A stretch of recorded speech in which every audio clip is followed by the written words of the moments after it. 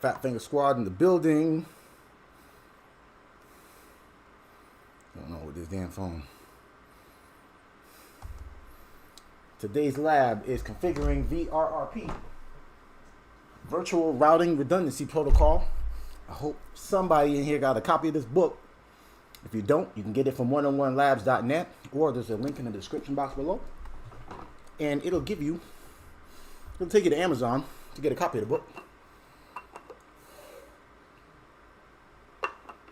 Yeah, I gotta excuse me here. I did not do a practice run with this lab, so this one is gonna be kind of done on the fly. I had a lot of things I was doing today. Had family in town.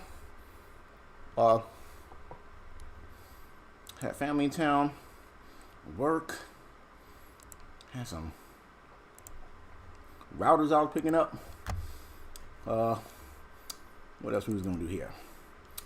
Today's lab is on page number, let's see here. It's the same topology as yesterday, except we're gonna be dealing with VRRP, which obviously is in FHRP, right? What's that stand for?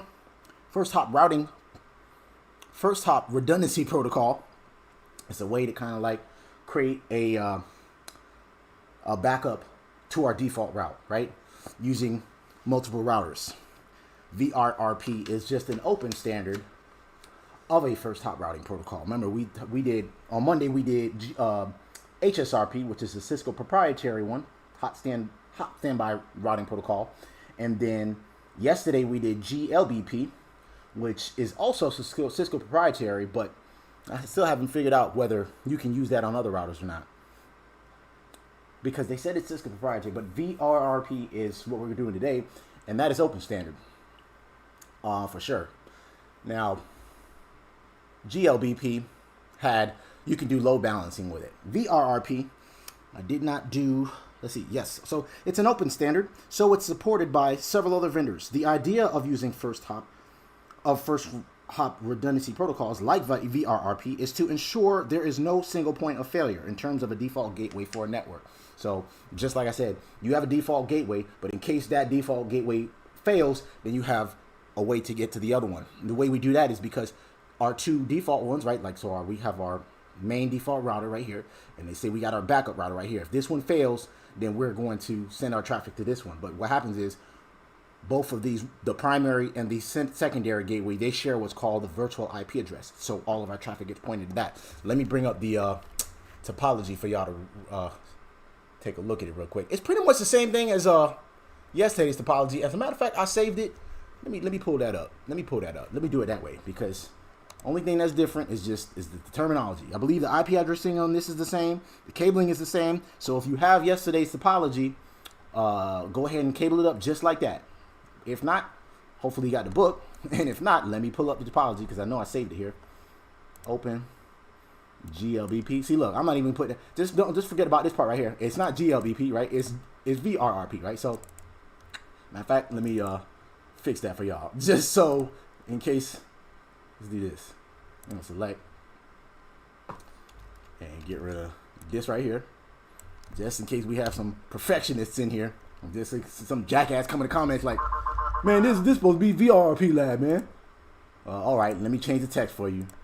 VRRP, and the it's gonna be in group 100, right? Virtual IP. I'll do that. Virtual. If I know how to spell virtual IP. Virtual IP is, what's the virtual IP address? Come on, man. Come on. Get this going for y'all real quick. VRRP 100 virtual IP. If I knew how to spell, right? Yeah, y'all gotta excuse me today. I was doing a lot of other things, so I did not do my trial run. 192. We need to bring that up so y'all can see that part. 92.168.10.254, and y'all can do the labeling and cabling. Now the cabling, you know, I already did the cabling today, so y'all don't worry about that. Remember yesterday we had that mistake. Fat Finger Squad in the building. because of one typo, right? Well, let's make sure we don't do any typos today, so that way we don't have to do any bonus troubleshooting, right? So go ahead, and if you got packet, well, I don't think Packet Tracer supports VRRP. Let's see what it says here. Packet Tracer does not support VRRP. You can use GNS3 or be like me, bars, and use live equipment, right? And if you're not using live equipment, you can use some other simulator or emulator, such as EvenG or CML, or whatever these kids are using nowadays, because y'all know I'm the old school, old man over here. Back in my day, right? If you guys don't know, or if you need some kind of update or anything, go ahead and join the Discord server. I'm going to put that in the chat. I'm just giving a couple people to tune in here. What's going on, Pete? We got S-Move in the building. Are both routers working in an active, passive way, or are both forwarding traffic? Good question. So, like VRRP, is to ensure that is no single point of failure in terms of default gateway for network. By configuring a virtual IP address on the router interfaces, you will determine which one acts as primary and which one acts as secondary based on a priority level, interface priority level. So it works pretty much the same way. I think all of our traffic is going to be going towards our primary gateway, which, if let's say we bring up router 1 first, then all of the traffic is going to be going towards router 1. However, he's going to be, let me bring up my annotations here. Come on, man. Pick a color. Let's do orange today. All right, so remember, router 1 is going to be using, he might be sending his traffic to router 1, or router 3 is going to be sending his traffic that way, right? But he's actually using this virtual IP address when he sends it. That's going to be his default gateway.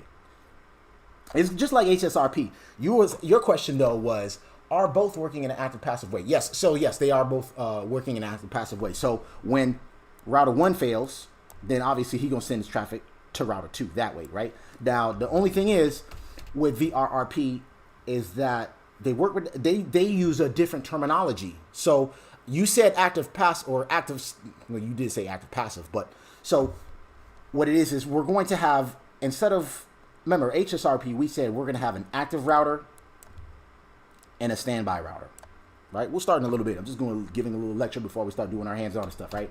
And then same thing with with GLBP. We have an active router, and then we have a standby router, right? One is primary, one is secondary. VRRP just uses different terminology. We have a primary and a secondary router, but they're called the master router versus, I believe, the backup router. But don't quote me on that. I believe it's backup or standby. It's not standby. It's not standby. It is called the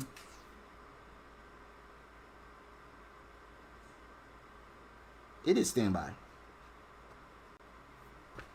No, that's GLBP. Sorry.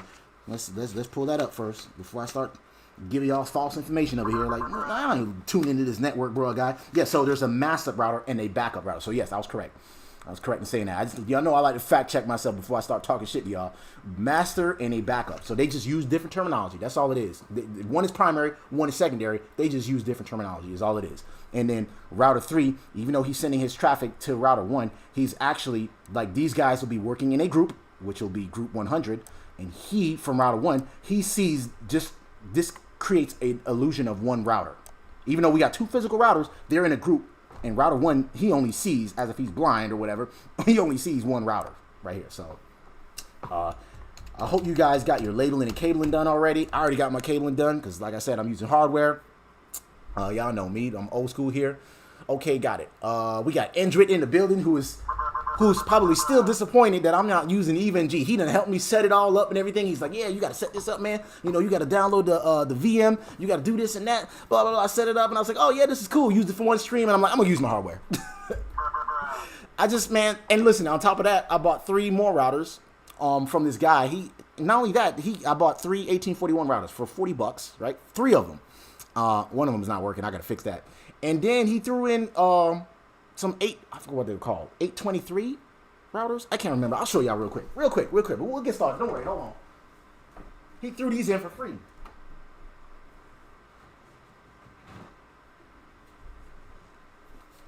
these guys right here, 890, I believe these are called 891 routers. This is a really old router. Back in the day when not when Ccna first came out, but back in the day, this used to be like the standard when you wanted to have a home lab. These are like these small little cheap little routers, and they also do switching as well. So you have like this little, kind of like a LAN ports right here. So this was kind of like the device that you would use for a home lab because they were cheap. And it does, I think it does Wi-Fi, if I'm not mistaken. You could hook up a Wi-Fi like module and stuff like that. But he gave me like 40 for free. He's like, man, I'm about to chuck them, man. If you want them, you can have them. But it does EIGRP. It does all kind of stuff, man. Has VPN capabilities. Yeah, and he threw those in for free, man. So I know that VRRP is the open standard, correct? Yes, it is. It is the open standard. What else can we say about it? Yeah, so you can use it on other vendors, as I mentioned before. What else they said? We only got today 5 tasks, so we should be able to knock this out. I think we got enough time. I should use EvenG after 1 day using hardware.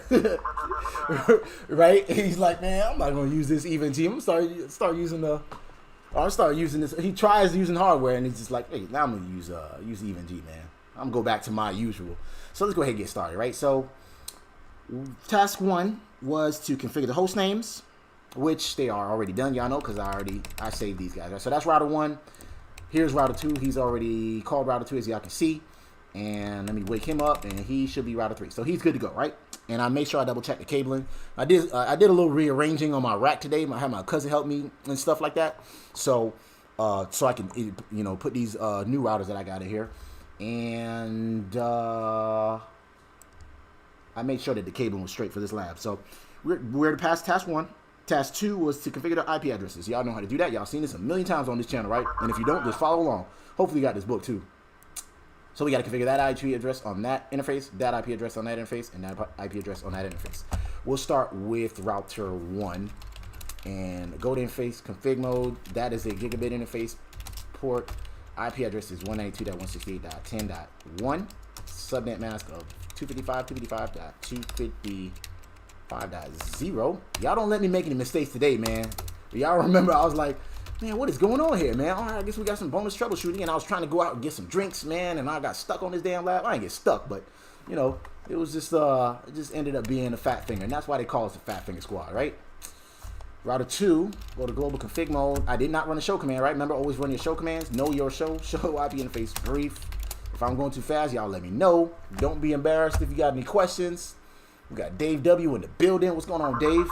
Tuning in. I ain't tuning in late. You tune in right when I start. Y'all know how you start. I talk shit about 10 minutes and then I start, right? I don't talk shit, but I give it a little lecture on what we're gonna be covering today. And so yeah, he's good to go. He's up. I'm sure he got the same mask. I ain't even gonna check that, man. I should check it, but yeah, I know. FA00 IP address is 192.168.10.2. Subnet mask of /24. I had one of these that was not working. I don't know why. What did I have wrong with it? Oh, it was admin down. That's what it was. That's the other thing too. That's why I love physical hardware. I mean, you would have seen that too with Eve or whatever. But it's just something about the physical hardware, man. I just love it, man. I'm sorry, Android, man. I know you went through. You jumped through a whole bunch of hoops to help me set it up and everything like that, man. But I just love my hardware. Plus, I'm actually using it now, man. It's not collecting dust. It's not just a museum anymore, or a museum exhibit rather. Router 3, his interface, that is a fast Ethernet interface actually. His IP address is 192.168.10.3. Anybody got any questions so far? I'm pretty sure y'all know what we doing. If not, it's all good. We got a bunch of smart people in the chat room there. If I can't get to your question, they will. We have my man Andrew, who is an expert at EvenG. So if you need setting up with that, he can show you how to do that. We got Dave, who likes to walk in the class late and just pop in and say bruh and then go to Network Chuck's channel. No, I'm just talking shit. So IP interface brief. He's 10.3, right? Yes, he's 10.3. Oh, I had to move this module over too. This is like a LAN switch module. So it has like the 4 ports. I just took the WIC card and moved it over because I wanted to add this serial interface. So now, not only do I have these fast Ethernet interfaces, but I also have a serial interface. So when we start doing these labs, each one of my routers got some serial interfaces. So, yeah. Them fingers warmed up today, right? Yeah, I'm going to make sure. We ain't making no mistakes today, man. I'm going to make sure we don't, at least. I'm going to try not to. What else they said here? So same thing. This IP address, 192.168.10.254 is going to be our virtual IP address. We configure the IP address. Task 3. And we only got 5 tasks, and we should be able to wrap this up. But y'all know there's always something that hangs me up, right? Configure VRRP on router 1 and router 2 as follows. So pretty much it's very similar to yesterday's lab, man. We're going to put these guys, these two right here, in the VRRP group called VRRP 100. We're going to give them that IP address. We're going to set the priorities to 100 for that guy and 90 for this guy. What else do they want us to do? They want us to send hellos. So this guy going to be saying hello every 1 second. I know y'all like my primitive notes over here, right? Like my daughter over here. And we're going to consider him dead after 3 seconds. Right? So we're going to send hellos every second, and we're going to consider him dead every 3 seconds, right? What else they want us to do? They want us to set the authentication to Ccna. So just like yesterday, man, the code is going to be Ccna, right? So let's go ahead and do that. Let's go start with router 1, right? If y'all don't know how to do that, then just follow along. First, we set, we go to the interface, which in this case will be GI00, right? Y'all with me so far? We're going to set the VRRP for that interface and VRRP for this interface. Mine is FA00 on that side, and then that's on an actual gigabit interface. So, just like yesterday's lab, man. Just like yesterday's lab. 00. IP address, not the IP address, but the VRRP. Just guess what it starts with, the commands. You guessed it, VRRP, right? So you type in VRRP, you put the group number 100 in this case. The IP address is 192.168.10.254, and then what else they wanted us to do? We said, so notice we went from init state to backup. That happened twice, right? And then notice VRRP says a level 6 message. We got a state change. What it went from? It went from backup to master. So remember, just different terminology. The primary router is called the master router, and the secondary router is called the backup router. That's all it is. That's all you need to remember. And HSRP and GLBP, they use the terms active and standby. That's all you really need to remember, right? Cisco likes to ask those type of questions on the exam. What else we needed to do? We wanted to change the hello timers. Well, let's do that. We did the virtual IP address. Let's set the priority. Let's change the priority. Before you do that, let's see what the defaults are, right? Show VRRP, right? So that's how you verify it. We are the master router. Our virtual IP address is this. We got a virtual MAC address. Let's let's see. Let's check how many virtual MAC addresses are we going to share? Because I did not get a white paper for VRRP. So let me make sure I pull that up. Make sure I pull that up. Cisco's VRRP, configuring VRRP, which is a first hop routing protocol. This is going to be a 12. Oh, but this is on iOS XE, right? No, this is on iOS. Should be. I'm going to put it I'll put it in a Discord server, but I'm going to also put it in the group chat right here so y'all can see. I know y'all can easily Google this. I know that, but I'm just giving it to y'all. This is the resource I'm going to use, goddammit. Shit. For some jackass coming in the comments. Man, I could have Googled this, man. What command shows you when you have more than one backup router? Same command, show VRRP. So, matter of fact, you know what I might do? I might add a third router. You know what? After we're done with this lab, I'm gonna add a third router, and we'll check the behavior. Just because you asked that question. That's a good question. Because I don't really have much to do tonight, so you know we'll go over once we're done with that lab. Just a little bonus, right? So what I'm gonna do is I'm gonna power up a third router, and we'll put them all in the third group, and you'll see what happens, right? So good question. I'm glad you asked that. I'd like to know too. Preemption is enabled by default. Y'all remember what preemption is, right? Whoever has a higher priority, which in my case is 100, he's going to take over as the active router. Well, guess what? Right now, I'm the only one in the group, and my default is 100. So I didn't have to change that, even though they asked us to do that. However, they wanted me to change this guy to 90, right? And that's what we got to do. Preemption allows us to take over when we have the higher priority. So it's just like HSRP, just like GLVP as well. So let's go ahead. What else we needed to check here too before we do that? It shows I am the master router, right? 192.168.10.1. My priority is set to 100. The master advertisement interval. Can't remember what that is. I believe that is that's the hello timer, pretty much. I want to say that's the hello timer. No. Yes. No. Yes. No. Yes. Yes. No. I believe that's the hello timer. Even though it says right here the interval is 1 second. So let's go ahead and change the timers because they said they wanted to change it to routers should send hellos every second and detect the failure of a router in 3 seconds. So let's see. That looked like it's the default.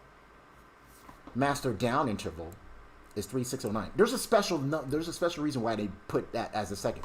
There's something called, how to explain.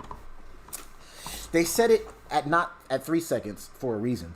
Because let's say we have 10 routers in our group, right? One of them goes down, and they all consider, all the other routers consider the one that's down, they detect the failure exactly at 3 seconds. Well, you know what? This is kind of like gives us a buffer, so that way we're not all trying to take over at the same time.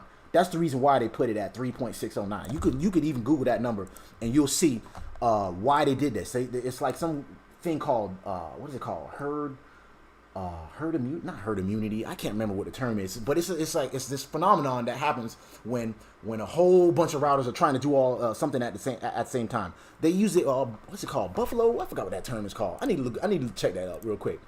Hold on. This Buffalo term. Buffalo. I can't even remember what it's called. Not herd immunity. Is it herd immunity? No, that's not it. That's not it. I forgot what the term is. If anybody knows what it is, but it's like when everybody, it's like when what's those animals called? When they run at the same time from Lion King and shit. When they all running all at the same time. What's that animal called, man? Somebody let me know in the chat room, man. I'm having a brain fart right now. But it's so that way all the routers are not trying to take over at the same exact time. That's why they made it 3.609.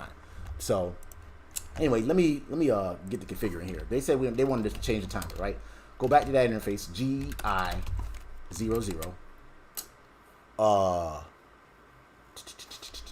VRRP 100 timers.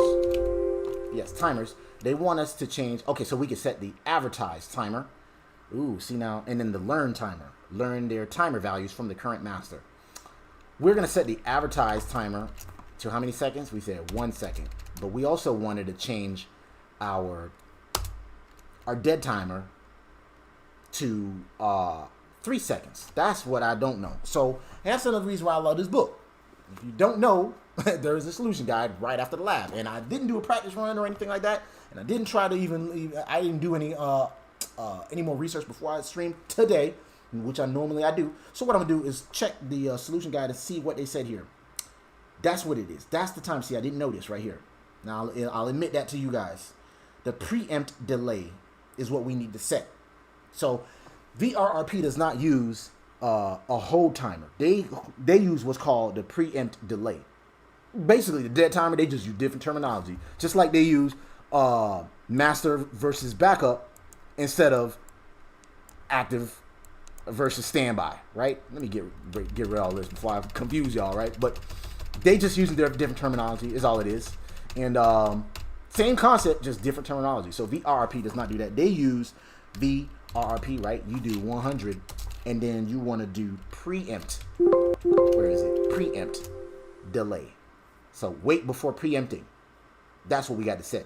So preempt delay, and then they said delay, and then question mark for context doesn't help. We got to put the keyword minimum, right? Delay. Wait at least this long before you take over, because I guess VRRP is really quick, and that's the reason why they set it so that way it's there's some sort of buffer before, because all of them gonna try to take over at the same time. So let me look up what that term is, because I ain't gonna be able to sleep tonight. Let me pull it up real quick. VRRP, and then they got the what's that term? See, they got the timer. Primary active. See, they said primary active when you look on the wiki page though. See, it says the abstract of primary and active. Huh. That's weird. Maybe that's just because this is Wikipedia. And y'all know y'all can't complete. But no, and see, it says right here, VRRP is based on Cisco's proprietary HSRP concepts. So the protocols, while similar in concept, are not compatible. But what I was trying to figure out is the shorter the advertisement interval, the shorter the black hole period, though. I was trying to figure out what that term was. Even Keith Barker said it in the CBT Nuggets video. I just can't remember what he said that term was. But anyways, we said 3 seconds is what they wanted for that. What else they wanted to do? The authentication key, right? We said the authentication key is Ccna, right? So we got to do VRRP 100. What is it? Authentication, and then you put the authentication key, or you got to type in text. No, you just put in the key. So Ccna. Now let's show our work. Show VRRP. We can see we are still the master. We have preemption enabled, and then delay minimum 3 seconds is what we had to set. See, now that I didn't really know. That's what's kind of different. Remember, we did it differently. We just had to do timers and then actually set it. So VRP is just a little bit different. We just got to do the delay minimum, preempt delay minimum is what we had to set instead of the whole timer. So that's something I need to remember. I probably remembered it from a long time ago, but this is why I lab every day. So I try to remind myself these little things like this. So we set the string. We are the master router. Our priority is 100, etc., etc., etc. Right? But this right here, I'm gonna look that up. We'll do it after the stream here. Well, not after the stream, but later after class. So we'll go to router 2 and do the same thing, right? And put him in this group right here, VRRP 100, right? And then we should see it come up. So we go to that interface, FA00. Remember, your interfaces might be different. VRRP 100. We said the IP address is called 192.168. Don't let me make no mistake, y'all. 254. Fat Finger Squad. 254. There it goes, right there. See, look at there. What did I just do? I was moving my little phone over. Are y'all with me still? Okay, good.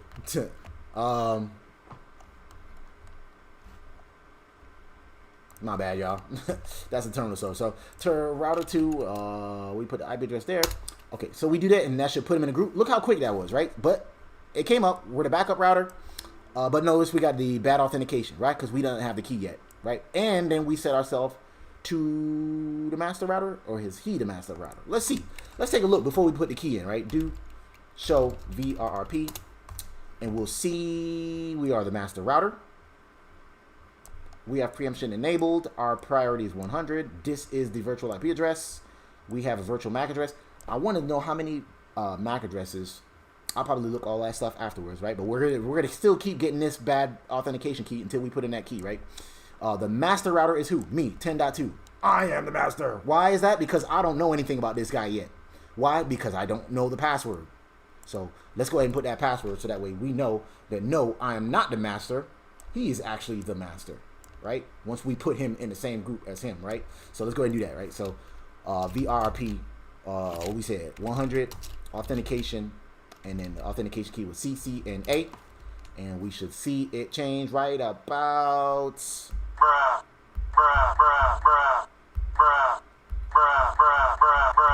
Wake up, man! Come on. Well, that stopped the messages there, right? And it changed him from master to backup for some reason. Let's take a look at what happened here. For some reason, my priority is 100, and his priority is still 100, but for some reason he is, let's see, let's run a show VRRP again real quick. And I think it's because it's the higher IP address is the reason why. See, now he is the backup router. He is the backup, right? Meanwhile, oops, why? He is the master, and he is the backup right now. Anybody know why? All right, it says my priority is 100, and I am router 2, and my priority is 100 as well. Preemption is enabled, right? Preemption is enabled as well. Why am I the master router? Anybody know why? I think it's because of the IP address, though. I have the higher IP address. Since we tied at the priority, we gotta have a tiebreaker.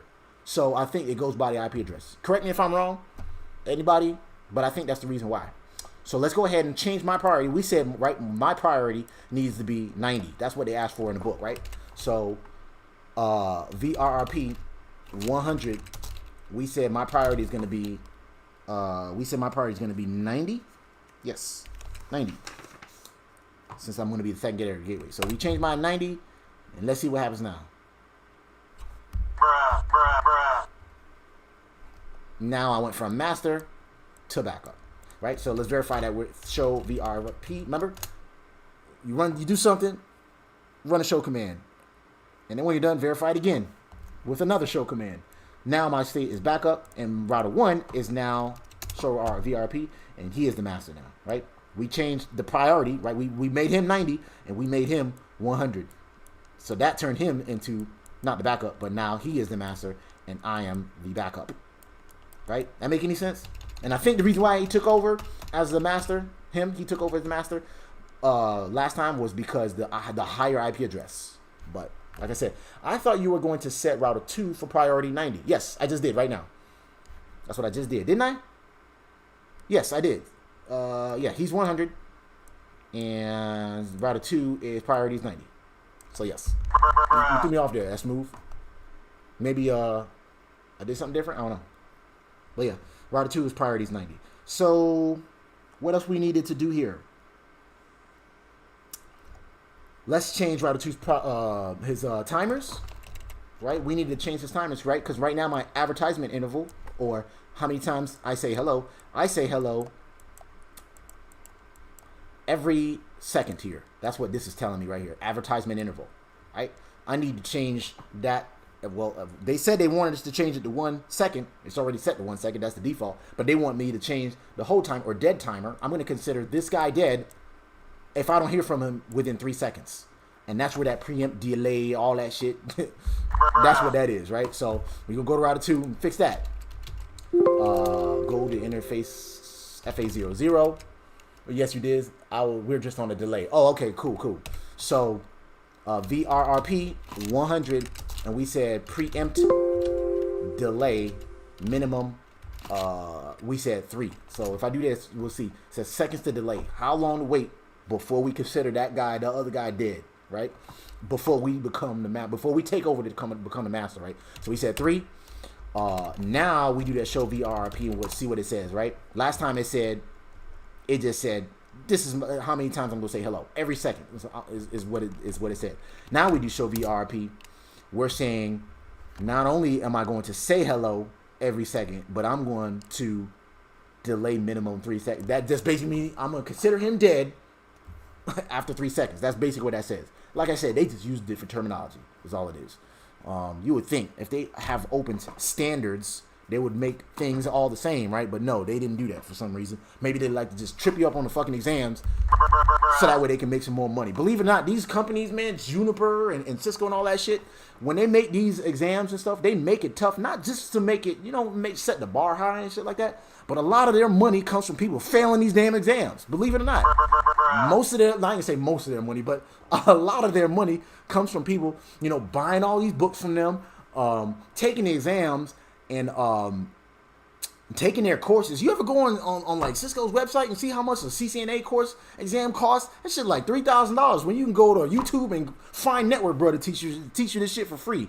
Like, they make a lot of money with their certification programs and stuff like that. It's ridiculous, but you know what? Just like Nino say, it's big bucks, baby. It's the American way. Y'all remember that movie? That's one of my favorite movies. That's the second time I referenced it today. So we set the timers. We did the priorities. We put them in the right group number.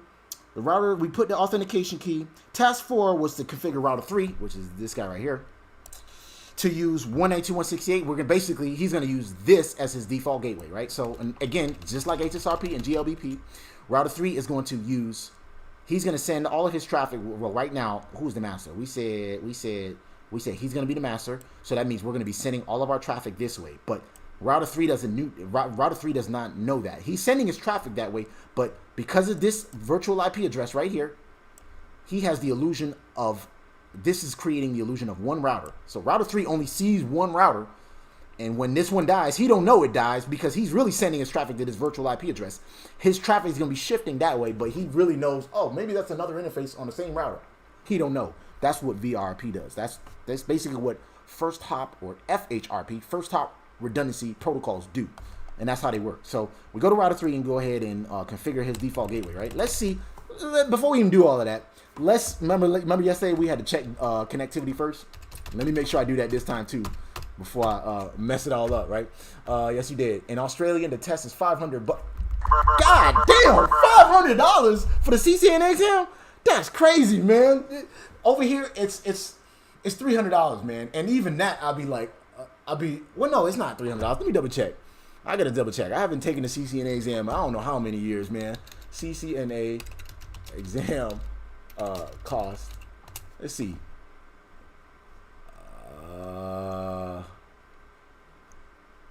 Exam, how much the exam cost?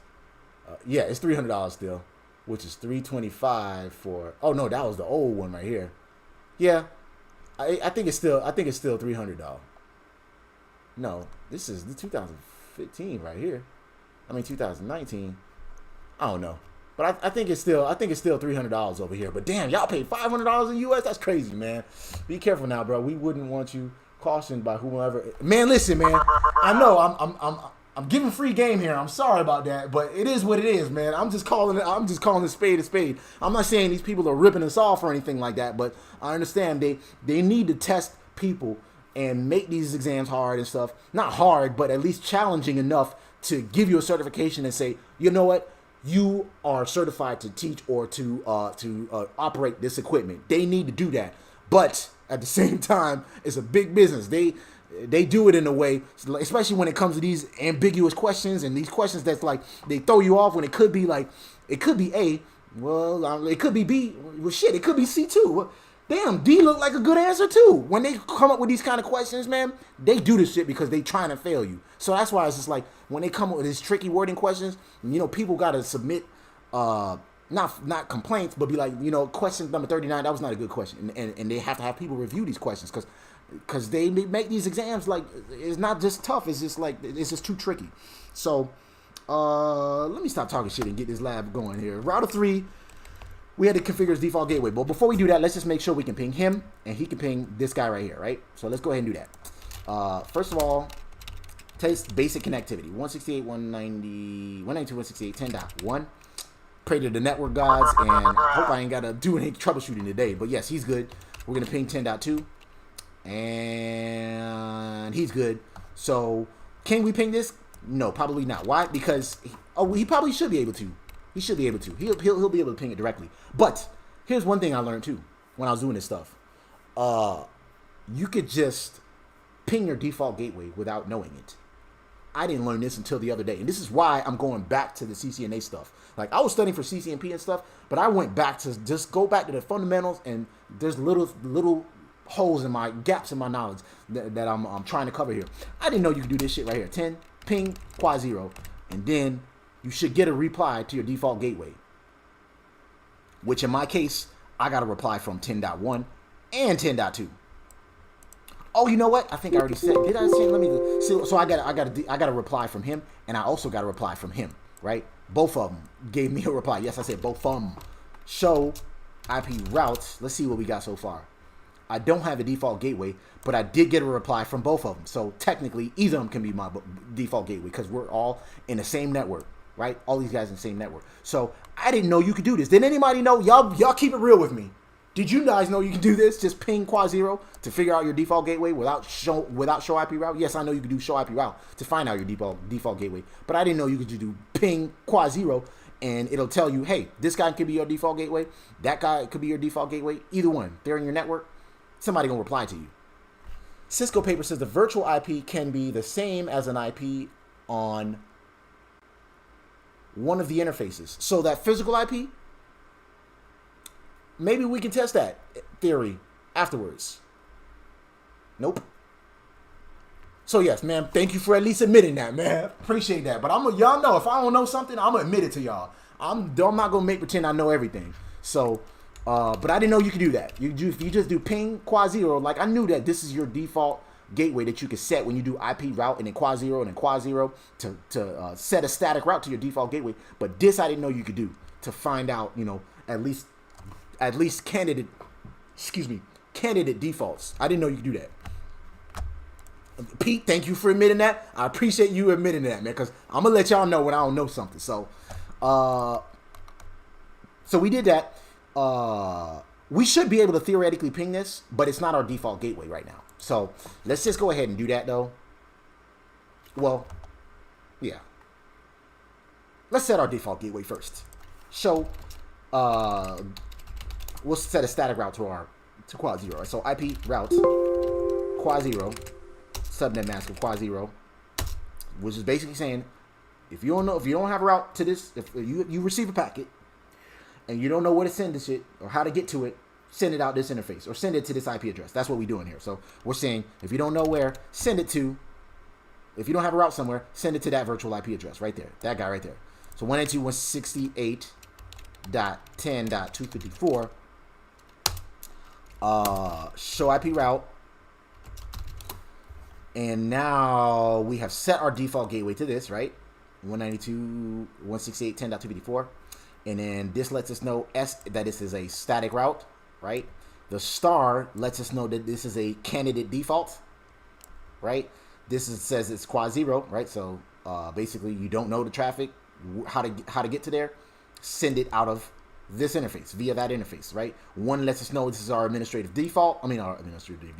Administrative distance, right? And 0 is our metric, right? So basically this is 1 hop away, really. No, it's not 1 hop away. It's our administrative distance. Because static routes, the default administrative distance is 1, right? We also want to know a little bit more about administrative distances. If you have 3 routes to somewhere and they all have the same like metric, not necessarily metric, but they both have the same we just have 3 routes to get somewhere, or three ways to get to a specific network. We're going to pick the one that has the lowest administrative distance, right? That's what administrative distance is, kind of like a tiebreaker for us. So that's basically what that does, right? So let's go ahead and ping 192.168.10.254 and call it a night, right? Ping default gateway, and we should theoretically, we got to reply. So we didn't even have to pray to the network, guys. We didn't even get on our knees there yet. Pause.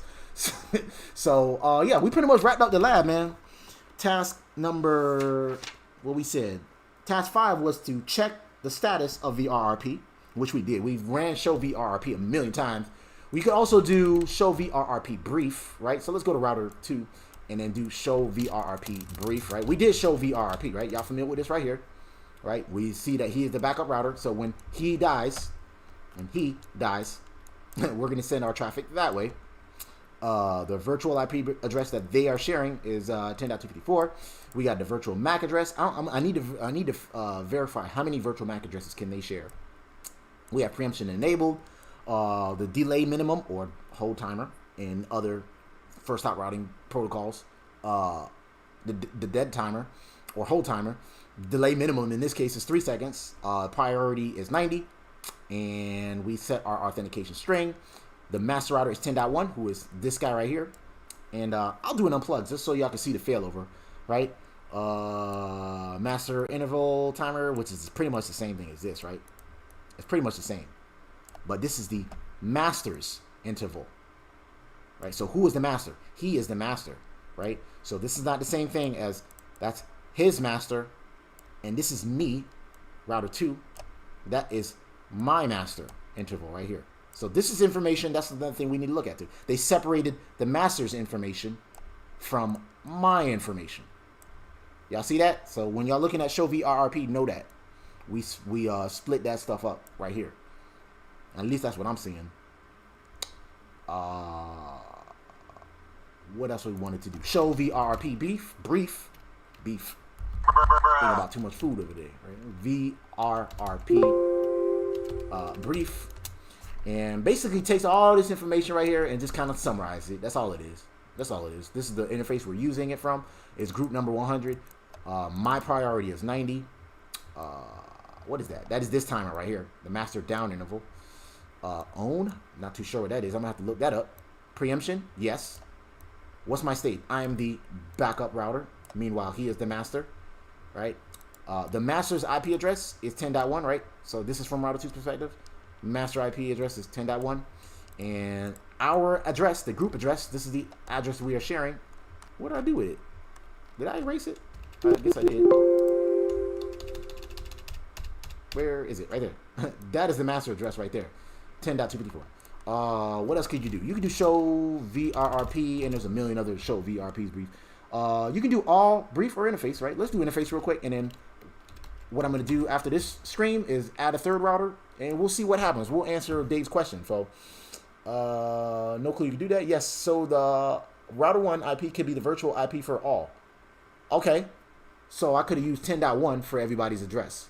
That's interesting. I didn't know you could do that. Well, I'll try that. Nice and easy lab. Yeah, it was easy, man. We kind of did this. It's the same exact setup. I didn't even have to change the cable over here, man. So, show VRRP interface GI00, FA00 in my case. So that shows the same thing. And then when we do show VRRP all, it's going to be the same thing. But let's say we had 3 different groups, right? So even though these guys are in group 100, if I had 1, 2, 3, 4, 5 more routers right here, I can put them and say group, I don't know, let's put them in group 500, right? So these guys are in group 500, and then if I had connectivity to those, to at least maybe one of them, physical connection to one of them, or maybe I had connection to all of these guys, who knows? If I had connection to all of these guys right here in group 500, right? So now when one of them fails, I still have a route to go that way, right? Or maybe if one of these fail, right? So we can create different groups, and that's the point of VRRP and these first top redundancy protocols. I think that's pretty much it, man. If y'all want to follow along next time, get you a copy of this book, 101 Labs, Cisco Ccna version 4. You can get a copy of this from 101labs.net. It's authored by Paul Browning and Farai Tafal. Experts agree that we retain only 10% of what we read and 90% of what we do. Again, there is a link in the description box below if you want to get a copy of this and follow along next time and learn this shit the way I do it, man. Because y'all know it's a lot of boring YouTubers and nobody wants this. Nah, I ain't so nobody watches, but you know, some of those other trainers ain't as, they don't keep it funky like me, man. Y'all know how I do on this channel, man. What else we wanted to do? I want to do this one more time too. I wanted to make one of them fail and see what happens. Well, I know what's gonna happen. I wanted to show y'all real quick. Since he's the master, let's pull the plug on him. I'm gonna physically pull the plug on router 1.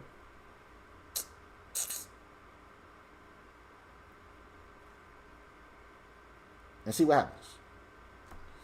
We pulled the plug on router 1, and boom. So now router 2 went from backup to master. Y'all see that? And that was pretty quick too, wasn't it? Show VRRP. Remember, this is what it looked like before? No, I am still the backup. No, yeah, I was the backup. What am I thinking? I was the backup, and then I unplugged it. Show VRRP. Come on, ambiguous command. Show VRRP, and now I am the master router. So now all the traffic done shifted this way. I mean, shifted this way because this route failed, right? Y'all see that? And that's what happened there. So I'm gonna go ahead and plug it back and see. Let's see how long it takes. I'm gonna 3, 2, 1, click. I just clicked it.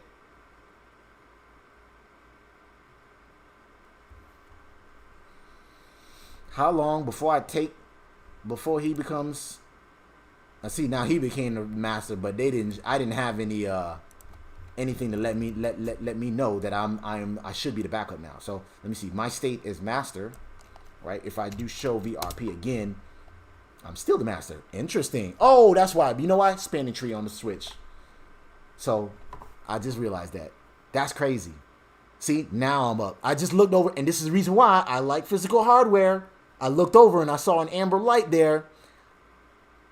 Spanning tree takes, remember, if depending on what flavor spanning tree you're using, it's gonna stop that traffic, so that way ain't no loops can happen. And then it came up, so that's what happened there, and that's the reason why it took so long. So that kind of defeated the purpose of the timers, didn't it? Whatever. I wish I would have went on the switch, so that way y'all could see. I should have done that, man. Y'all could see the spanning tree states, man. So span, and now it's forwarding all of our traffic. Y'all could have seen that too, man. That's a good thing too, man. Let me stop. Y'all know how much I love this shit, man. So anyways, next lab tomorrow. We stream Monday through Thursday, 8 p.m. Eastern Standard Time. The next lab tomorrow should be episode number 50, man. We're 50 episodes deep. That's crazy, man. Thanks for rocking with me, y'all, man. I appreciate y'all for tuning in and stuff, man. Y'all roll me that like button if y'all like what y'all see. Lab number 60, not 61. Lab number, we did VRRP. Tomorrow, I guess we're done with the first hot routing protocols. Tomorrow, we're going to configure static NAT. So static network address translation, and I need the NAT used to trip me up when I was studying for Ccna and stuff. So I definitely need to do a practice run with this, and I definitely need to familiarize myself with NATing and stuff, because I not that I ain't forget what I know the concept, but the commands and stuff like that, and have to set it up. I really need to do this lab right here. So that's why I love going back to the fundamentals, man. Tim Duncan, fundamentals. But anyways, for now, comment, like, subscribe to the network. Y'all can stay tuned in if y'all want. I'm just going to, what I'm going to do is I'm going to power up a third router. We're going to make a router 3. Remember, y'all, this is just a bonus lab. Y'all can stay tuned in if y'all want to. But we pretty much wrapped up the lab. I'm just going to actually turn on a third router. And I wanted to answer, whose question was that, man? Appreciate you too, Dave. But in the real, I didn't see your question. My bad. I'm sorry. But in the real world, you would disable STP on the ports facing the routers, right? Oh, that's a good question. Yeah, you wouldn't disable it. What you would do, exactly, exactamundo, Pete. So what you would do in a real world situation like this, these ports, you would set them to port fast. And you know what that is, right? You basically, essentially, you're turning off spanning tree on the ports, but what you're doing is you're getting it to forward fast. And that's why it was aptly named, right? Port fast. So it'll, like, if you turn off the port, right, and you turn it on, or if there's a router that comes on that port, it'll just immediately start forwarding traffic. So we would have had to, on switch 1, I would have to go to switch 1, right, which I'm on switch 1 right now, show interface status. What I would do, so router 1 is connected to switch 1. What I would do is put this interface on port fast. So matter of fact, since we doing a bonus lab, let's go ahead and do that. Let's see what happens, right? I'm glad you asked that question. So interface FA interface, if I know how to type, 101, and do a what we wanted to do, port fast. So what we're gonna do is spanning tree port fast and see what happens when we take it down and then bring it back up, right? If I know how to fucking type, shit, port fast. There you go. Right there, see? And notice we got this warning here. Port fast should only be enabled on ports connected to a single host. Connecting hubs, concentrators, switches, bridges, etc. to this interface when port fast is enabled can cause temporary bridging loops. Bridging, right? Notice it says, so like kind of like layer 2 devices or layer 1 devices. It should be fine with a router. So port fast has been configured on this, but will only have effect if when the interface is in a non-trunking mode. So it is not trunking. So basically what I did was router 1, right? I did router 1, yes. So this right here, I turned on port fast right here. What the hell I wrote an R for? PF. I turned on port fast there. And let's go ahead and take this interface down, bring it back up, and then see how fast it works now that we set port fast there, right? Never heard of a concentrator. So the fuck is a concentrator? I guess like a VPN concentrator. They're basically, It's like VPN device, but it's like back in the day they had them. This is an old ass device. They don't like people don't use VPN concentrators anymore. They use actual like software based VPNs and firewalls that has VPNs. But they used to have these things called virtual VPN concentrators. They look like a fucking like it looked like an old ass cable box, man. Let me see VPN concentrator. See, look, if you just Google it real quick and see how it look. Yeah, look, like, these shits. Oh, they still around, I guess. Yeah, I guess in a way they still around. What am I thinking though? I'm thinking about the old joints though. Because nowadays VPNs usually like a device that user, whatever, a device that allows users to connect to use an encrypted tunnel securely across a corporate or network via the internet. So basically, it's like VPN device. So that's all it is. What was I gonna do? Was gonna unplug this guy and see what happens, right? So I'm gonna take him down. Let's go to router. Where are we gonna do this from? Who are we gonna see this from? Let's look at it from the vantage point of router 2, right? So we're gonna have router 2 looking at what's going on down there, right? I'll draw some little eyes for y'all. And see what happens, right?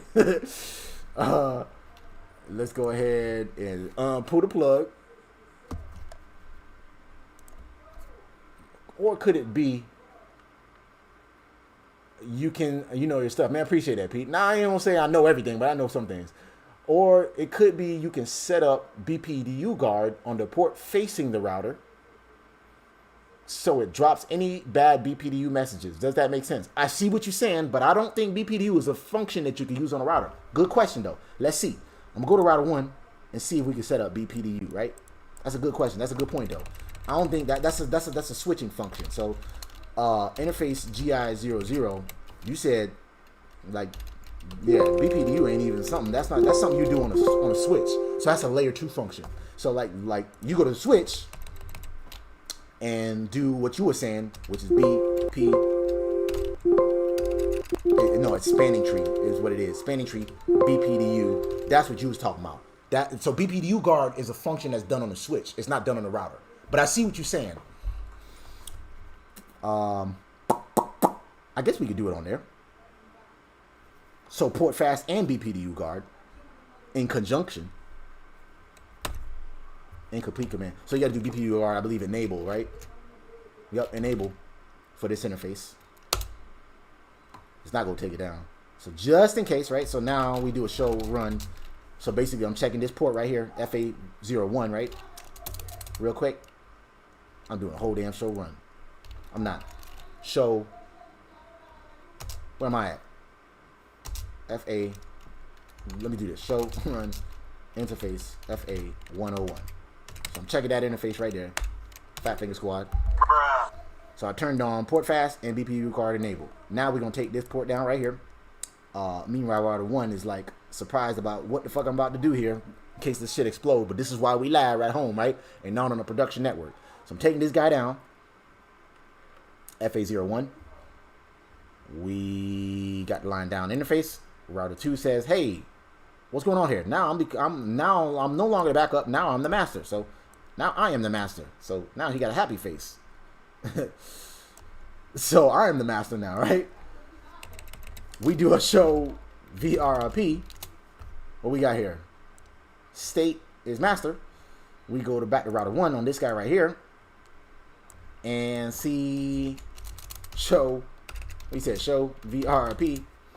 We went from init state. So that's not good when we're in init state, right? We said init state is, let me open that up and check. I do have the white paper, same white paper down that I sent to y'all. If y'all are just tuning in, let me know and I'll put it back in the chat for y'all to see it. Unless you can scroll back up and check. No, this is GLBP, my bad. Boop. Where am I at? I thought I downloaded it. There it is. Configuring VRRP. Boop. We said we wanted to look at the states. FA states. Where is the states? Where is the states? They don't talk about the states in here. I guess not. For object tracking. See, that's another thing too. This book did not have us cover tracking, object tracking. What we could do is we could set it so that way when it comes back up, we don't got to worry about preemption. If the other one comes back up, we're going to send our traffic back to our master router. It's not in there. It's not in there. I thought this would at least give us the states in here, like we did with HSRP. But in it is the it's really similar to HSRP though. So here's the states for HSRP. No, this is GLBP. Shit. Where that damn book at, man? I gotta bring up the other book to do that then. Do they have the same states on GLBP? Forgot what they are. Fuck it. Let's do this. Let's just bring it back up and see what happens. We'll worry about the states later. But I'll give y'all that book too, so. Live streaming. So, what was your question? Okay, so let's bring it back up and see what happens. Right, so I'm going to stay on router. No, because okay, so I'm going to bring him back up and let's see what happens, right? We'll go to router 1 though and see what happens to him. Plug him up. I'm immediately flowing traffic. Boom, he is up. And what happened to him? Now he's back up. See there? So we turned on port fast and immediately he came up. So that's what you would do in a real world situation. You need to turn on port fast. Now, even if let's say you forgot to put port fast on the switch, right? You forgot to do this right here in the real world, right? So what? Then that means our traffic would have been down. We would have had a network outage for about, I don't know, 15 seconds. But that could seem like a goddamn eternity for some offices, right? They'd be like, 2 seconds later, 2 seconds the thing goes down. You see heads popping up out of cubicles and shit, and people walking out of the office. Hey, is your email up? No, I don't know. What's going on here, man? Oh, it just came back up. Yeah, okay, I don't know what happened. There must have been some kind of blip there. 15 seconds seems like a very long time. So that's why it was probably best to make sure we set a port fast on that right there. So that's another thing, too. I'm glad you asked that question. I didn't even think about that, man. But you see, it came up much faster that time.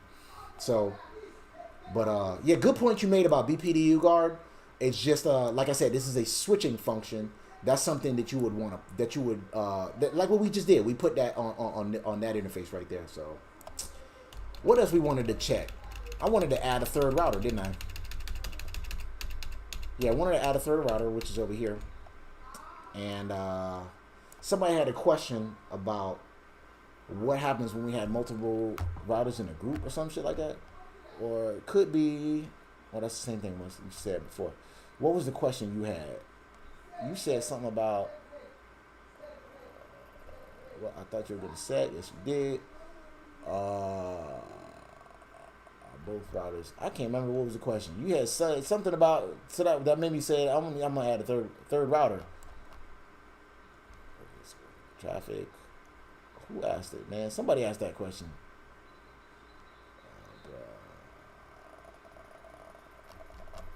I can't even remember, man. I can't even remember. I was work today. Oh, work was straight, man. I just had what I had today. I had some kind of enrollment shit I had to do for HR. Just some simple stuff. And then, oh, how was work? Man, listen. So I did a so what was I doing? I'm updating NTP on our switches, right?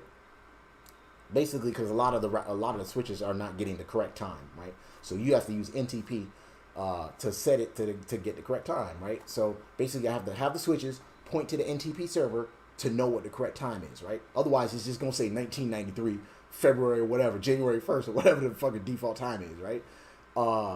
So we had to set the timer we had to set the device to set it to talk to the NTP server to get the correct time. But the problem is, it's about 300 switches on this site, and I'm not gonna do every one of them manually, right? So what I ended up doing was, you could use this tool called SolarWinds, SolarWinds. Write up the script and tell them, okay, I want to send this command or these commands to these routers. So that way I got to go each one of these devices individually. All I got to do is click the checkbox, and it's going to send that command to all these routers, right? Did that, but I was doing it in batches this week, right? And today I was like, man, this shit going to take me forever. Let me just do a whole bunch of them. But you know what? Let me just do one whole building and then the next building over. So I sent it to a whole bunch of those routers, right? Sat down, let it marinate, and I was talking with my cousin or whatever, and then probably about 20 minutes later, I see a bunch of alerts come in. This switch down, this building is down. Oh, I had a alert on my phone that said these cameras then went down. I was like, holy shit, what the fuck's going on here? I'm like vibing with my cousin, talking to chill. I'm like, yo, hold on for a second, man. Got up real quick, got on the computer. Just thought it was like, and so I started messaging people. I was like, hey man, I got some alerts that went down. You guys haven't heard anything yet, right? I'm sitting here thinking, damn, I must have took some shit down because these were the same exact buildings that I configured the script to.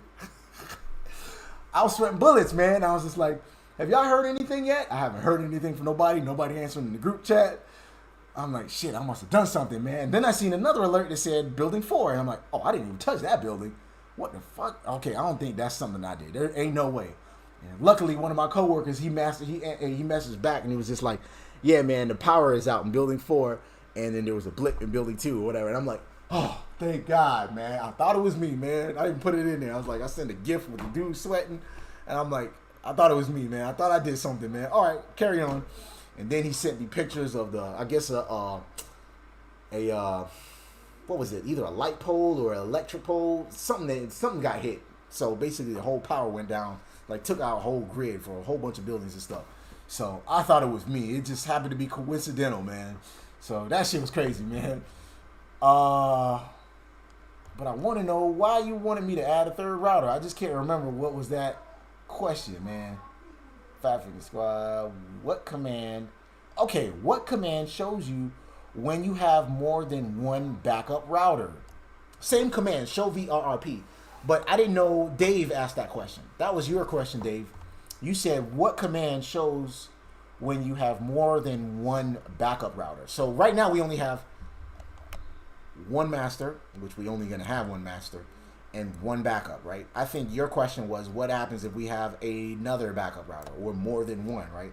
So what I was going to do is turn on a router 3, plug him up, not router 3, I guess he going to be router 4 in this case, plug him up and see what the fuck happens, right? I don't know if you're still curious about that or not, but I ain't got shit to do tonight, so I said, hey, we can do that, man. 1970 or something. What you mean? Super fast. I don't remember what you said. I don't remember what that was about. But so yeah, I was gonna add a third router. I guess we could do that and see what happens. Let me go ahead and cable that up. Y'all want to stick around? Y'all know the lab is done already. But if y'all want to chill with me tonight, that's cool. Let's see here. Who are we gonna make router 3 today? I mean router 4. I'm gonna use this guy as router 4. He's already cabled up. He's actually, I believe he's router 6. I'm consoled into him right now.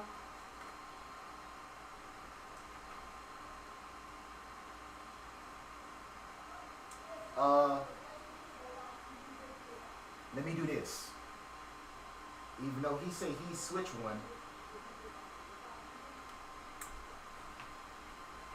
Because I haven't got everything consoled in yet. I guess I could put it in an individual console to do that. But let me see.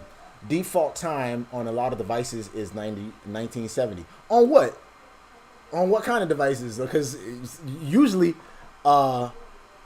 Cisco is 1993. Because see, look, let's see. Do I have? I think this timer is going to be synced with my actual clock right here. So that clock right there. Shout out to Miss NetworkBruh who missed a session because she had the wrong time on her computer after I just imaged it for her. Show clock. No, he got the correct time. He got the correct time. But that's because he's using the local timer. This guy right here. Do he got the correct time? He got the correct time. No, he don't got the correct time. He got the wrong time, but he got the correct date, but he got the wrong time. And so does he. He got the wrong time as well. And this is where NTP comes in. See, if you do show NTP, status, NTP is not even enabled. So typically, if it is enabled, it'll say it's unsynchronized. Here's how many hops you are away from it. See, let me just show you. No, I can't even do that because I'd have to actually point it to an actual server to do all of that. Let's just put let's just put 8.8.8.8 for now and see what happens. NTP server. Come on, you gotta go to config mode. Come on. Ethernet, not the Ethernet server. 8.8.8.8. At least for the cameras I deal with. What cameras? You use like some cameras for work, like some security cameras and stuff, or like video cameras that record and shit. NTP status. Okay, so that guy's powered on. We're gonna add the third router. That's what you would get if it's not pointing to the correct server, or like the time is wrong. That's the other thing too. I guess we must have had an old NTP server back in the day, or they used to point it to some server, or they used to point it to something that's either not working anymore, or maybe they decommissioned it. So in other words, they took it offline. So a lot of our devices, the clock is unsynchronized just like that. So what I got to do is point it to the correct server that I know is working and has the correct date and time. And instead of, like I said, doing it all manually, I was doing it a whole bunch of them at the same time. And when that power outage went down, I thought I took a whole site down or something, man. So, and no reference clock. And then you'll see right there, it'll tell you, here's the address, the IP address of the NTP server you're getting from. And that's what it'll be right there. And then Stratum would be like, it'll let you know how far or how many hops you are away from the NTP server. That's what the Stratum is. So, and this tells us it's 16. 16 is like the maximum hops. That means you're not even synchronized. You too far away from the NTP server. Network cameras for sites. Oh, okay, gotcha. Yeah. So if you're just tuning in, we already completed the lab about 15 minutes ago. We did configuring VRRP. Right now, all I'm doing is just going to add a fourth router, just like this right here. I see a couple of new streamers and stuff in here, or new people tuned in or whatever. So we're just going to add a third router to this VRRP group right here, right? And we just wanted to see what happens if we have a second backup router, and that's what we're going to do. So are most servers just public ones like Google, or do they, let me see, are most servers just public ones like Google? Or, I see what you're saying. Are most NTP servers just public like Google, or are they actually host one as a VM? I couldn't answer that question. I don't know. The NTP server that we actually use, I don't even know if it's cause see, there's actual NTP servers that are like around the world that you can use your devices or your home devices to point to. So like if you could just Google NTP server, there's a whole bunch of known ones. You could just pick the IP address. As long as you have internet access to it, you can get to that. And you can ping that IP address of that NTP server. Then you can get your date and time from it. So if you just Google NTP, I know this is a little off topic, but this is just something I'm doing at work, right? So NTP, what I meant to do is NTP servers list. And then you can just put the date and time. See, so you do NTP server, Google NTP server list, and you can use that IP address. You can use this IP address, or you can use the host name, right? But if you let's just do this right here. Well, see, I don't my switches. I have my home lab is off the grid, so they don't have no internet access, so I can't use these IP addresses. These are public IP addresses. If I try to ping that IP address, it's gonna fail because I don't have internet access on my home lab. So see. It's gonna fail, so I can't use it to sync to the clock. But if I use my home actual laptop and try to ping that, I should theoretically be able to ping it because bruh. Pray to the network gods. It don't look like that one's up, or maybe they just don't receive pings. It could be that too, because they do that for in case you can get some DDoS attacks. That's probably why you ain't gonna be able to just ping them like that. I don't think, because otherwise you can take these things down by doing that. He's 97.5. See, yeah, they probably got ICMP blocked so that way you can't ping them like that. But what you would typically what you would do is you do just like I did on the computer on the router here.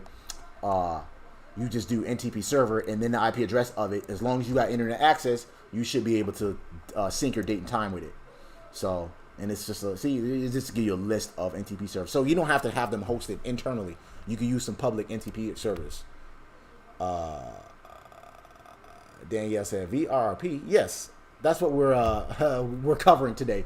So, what was we covering? Oh yeah, we was gonna power up that other router, which I believe he is actually router 5 or 6. Let me see. Y'all give me a second here. We have to configure him, right? I think he's router 5. Is he awake? Are you awake, router 5? Or do I need to console into you? I thought I set up a router 6 too, though. Guess not. Let's do this. We're going to do this. Let's set up. He's actually, I believe, router 6. That's the thing. That's what I think the issue is. We're going to set up.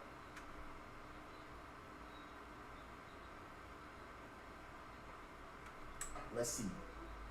I believe he was router 6. So I'm going to call him router 6 through this right here. No, that was it. That was the correct one. I might have deleted the session is what it is. I might have deleted the session, y'all. So let's do this. We know we need to create a new one. We're going to duplicate him. Or is it him? Who's the highest one? He's 2078. He's 2080. He's 2077. And he is 2079. So he should be 81 router 6. So let's do this. We're going to copy this guy. We're going to paste him back in. Call him router 6. And change him from 2080 to 2081. And see if we could get into him. Nope, that ain't him. Come on, wake up, fam. I know which one does work, though. I believe it's switch 2. And then, y'all give me a second. Y'all remember this is just a bonus that we're doing today because I ain't got shit to do. We're going to use switch 2's console. But I do have a console cable that I could use. I do have a console cable and just try to do that. It's just I haven't fully set up all my even though he says switch 2, he's actually, because I know I set him up. Yep, he's router 4. So, okay, he is router 4. There we go. That's good to go. So, let's go ahead and fix that too. I want to change the, he's not going to be router 4 though. I'm going to wipe him clean. Line, console, 0. We said his privilege level 15. And we're going to save that. What else we wanted to do here? We wanted to add him as router 4 here. Right? Is what we're going to do. And then we said we wanted to give him another IP address. Since he's going to be router 4, we're going to give him 10.4. Right? So we're going to go to his interface and cable him up. That's what we got to do too. Let's cable him up. Y'all know we normally do the labeling and cabling before. But I said we're going to do a bonus lab today. Bonus lab, bonus lab, bonus lab. We said, oh, these are front-facing ports. What the hell am I doing? So these guys are going to be over here. So, who is he? He is the one that's at the bottom. He's going to be FA00. Switch 4 is going to be plugged up to that guy right there. He is coming up now. There you go. He is up, but he's not going to be forwarding traffic because we didn't set up port fast there. We're going to set his interface FA00 to be IP address number 192.168.10. What we said, 10.4. Subnet mask of 255.255.0. We're gonna go ahead and give him add him to the group VRRP 100. What we wanted to do, he's gonna share the virtual IP. He's gonna share that virtual IP address right there, this one. So we're gonna put all these guys in the same VRRP group. So now router 3 is gonna be sending all his traffic to his virtual IP address, and all of his traffic is going to be going to one of these guys right here. And all of these guys are going to be participating in that group, right? VRRP group. It's group 100. His the virtual IP is 192.168.1. I'm sorry, 10.254. And then we should fail because why? Why should we fail? Should we fail? Press enter, you'll see automatically, right? Immediately. That right there. Bad authentication. We went from init to backup, and then we went from backup to master. How the hell am I the master? How am I the master? If we already know that he should be the master. Why? Because I don't have the password. So I'm just like, group 100. Oh, ain't nobody in here? Okay, I guess I'll be the master.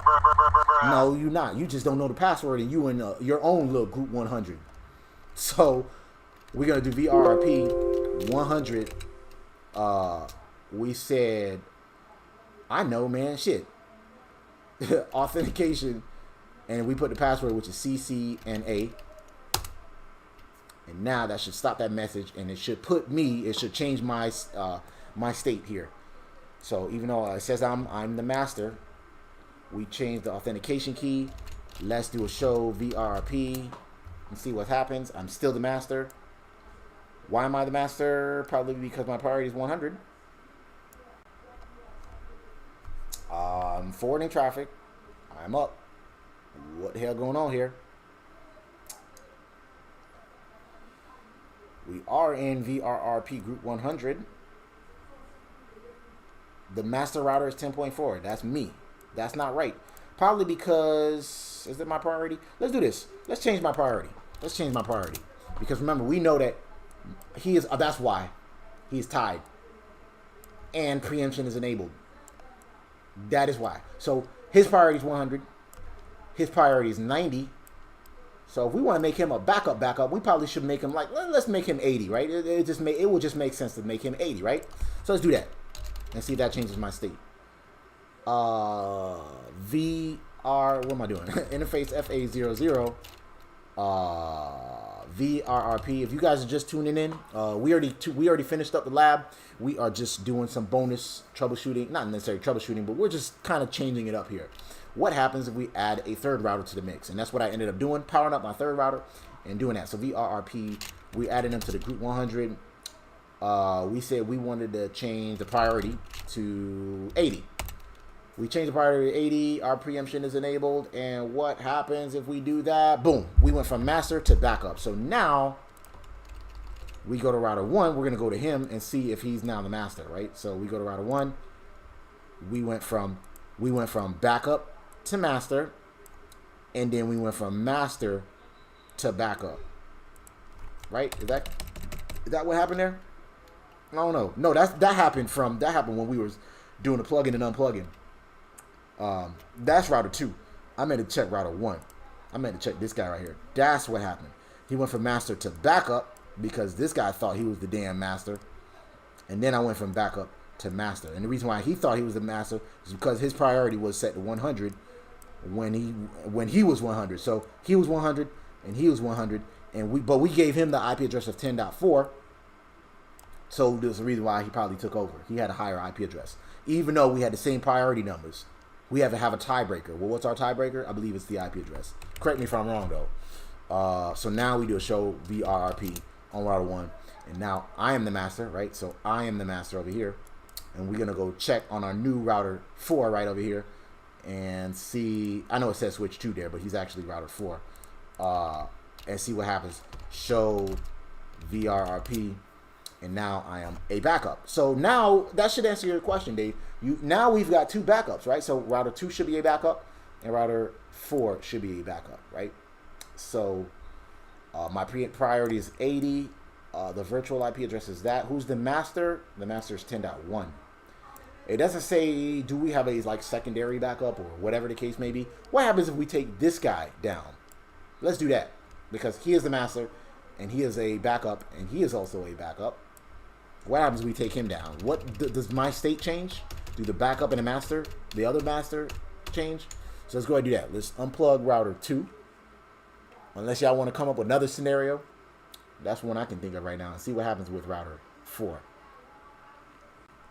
Unplugging router 2. And obviously we went from master, no, I'm sorry. We went from, yeah, it looks like master to init. I don't even know why the hell he was the master if my state is show. Come on, man. Show VRRP. He went from master to init. So now I'm init state. That's interesting that he went from backup to master after I unplugged it. The interface went down, and then he went from master to init. Remember, init is kind of like down, but I forgot what it stood for. I don't think it's initial or initialize, but it's basically like a down state. VRRP is a down state. So what happened with router 4 when we unplugged this guy? We know he's the master. He's gonna stay the master because his priority is 100. He had the highest priority.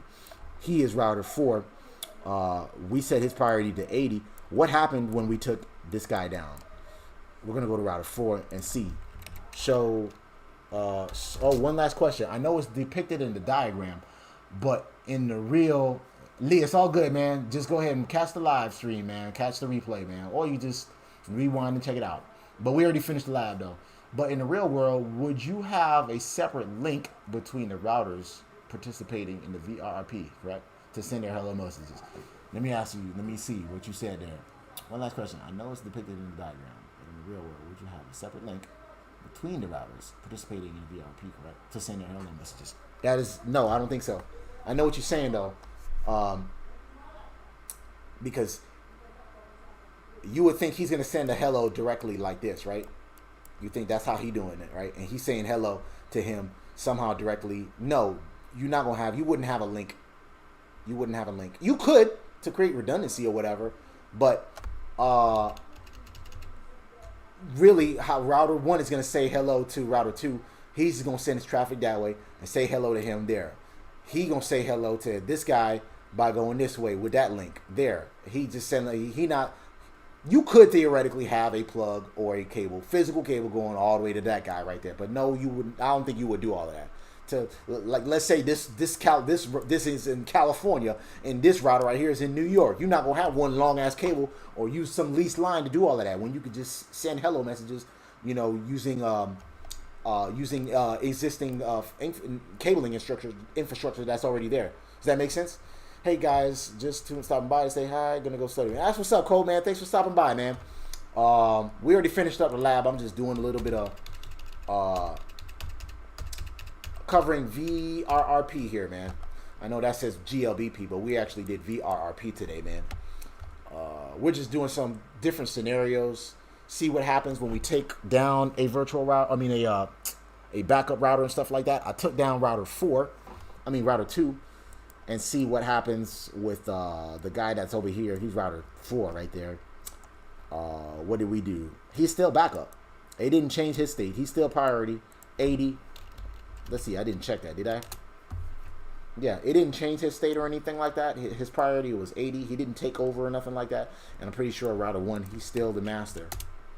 Yeah, see, he's still the master. So when we took him down, we still have a master. We still have a master and a backup. So it didn't matter that this guy was down. And that's so you can add like more routers in a group.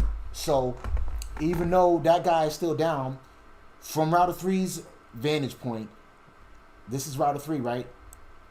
He know that all these guys, all he sees one router because of that virtual IP address that's sitting right there. He only sees one router, and he's just sending his traffic to that virtual IP address. If that guy goes down, he don't know that. He don't know that. This guy right here, he don't know that this guy went down. He just know that he sent his traffic to the virtual IP address. And we still, because of this technology, we still have a master and we still have a backup. So even though that guy went down, and even if this guy also goes down, from router 3's perspective, he still sees one big ass router because this backup guy is still up, and then he's gonna actually turn into a master because these two guys right here went down, right? That makes sense? So that's the beauty of having VRRP, HSRP, all these first hop redundancy protocols. It creates redundancy for our first hop. So, but I don't know if you guys want to come up with another scenario. Let's go ahead and bring back up Let's bring back up router. Who is he? He was router 2. Let's bring back up all my goddamn scribbling. Look like my damn daughter should be taking one sheet of paper and then write one line and waste that paper. I'd be wanting to like tell her, man, stop wasting all that paper, man. But I don't want to stun her creativity like that, man. Like, you wasting all this damn paper, man. You could draw another happy face on there, man.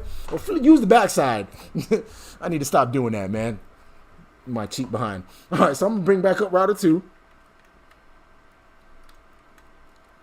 And let's see what happens, right? So we bring up router 2. We went from init to backup. And now we went from backup to master. Anybody know why? Why am I the master? Why am I the master? If my priority is 90, this guy is 80, and he is 100. Right now, I'm the master. Anybody know why? Real quick. Show VRRP.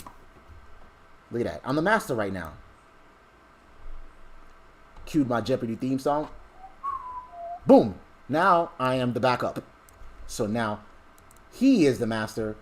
I am a backup and no longer a master, and he is still a backup. Router number 4. Y'all remember why, right? This is just the same scenario, just like the same scenario we did earlier. It's because of spanning tree on this port right here. So this port right here is going to come up after what, 15 seconds before it starts forwarding traffic. And we did the same thing right here when we took that link down, right? But remember, we set up port fast to bring him up quickly. So since he was not forwarding traffic yet, since this was not forwarding traffic yet, right? This guy was thinking, oh, I'm in group 100. I guess I'm the master. No, motherfucker, there's some other routers in this group 100. And wait till you find out what their priority is before you do all of that shit, right? And once the traffic started getting forwarding, he's like, oh, okay, this guy got a priority 100 and he is 80. So I guess I need to be, and mine is 90. So I guess I'm gonna go ahead and be a backup router.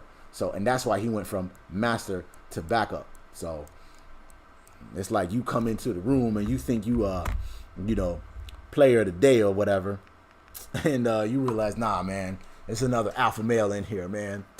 Somebody else is the man in here. I can't give y'all my bruhs tonight because my phone just died. Running out of bruhs here. Y'all want to come up with another scenario or anything like that, man? I think we need to be like Coles and start studying too right now. Coles Tech over there. Yeah, what I'm going to do is I'm going to go over that Cisco white paper. I'll put it in the group chat so y'all can go over it too as well and learn a little bit, because there's obviously I didn't teach y'all everything about VRRP. There's object tracking we didn't cover. There's more information about the virtual MAC address. I don't know that fully, so I'm going to go ahead and read up on that.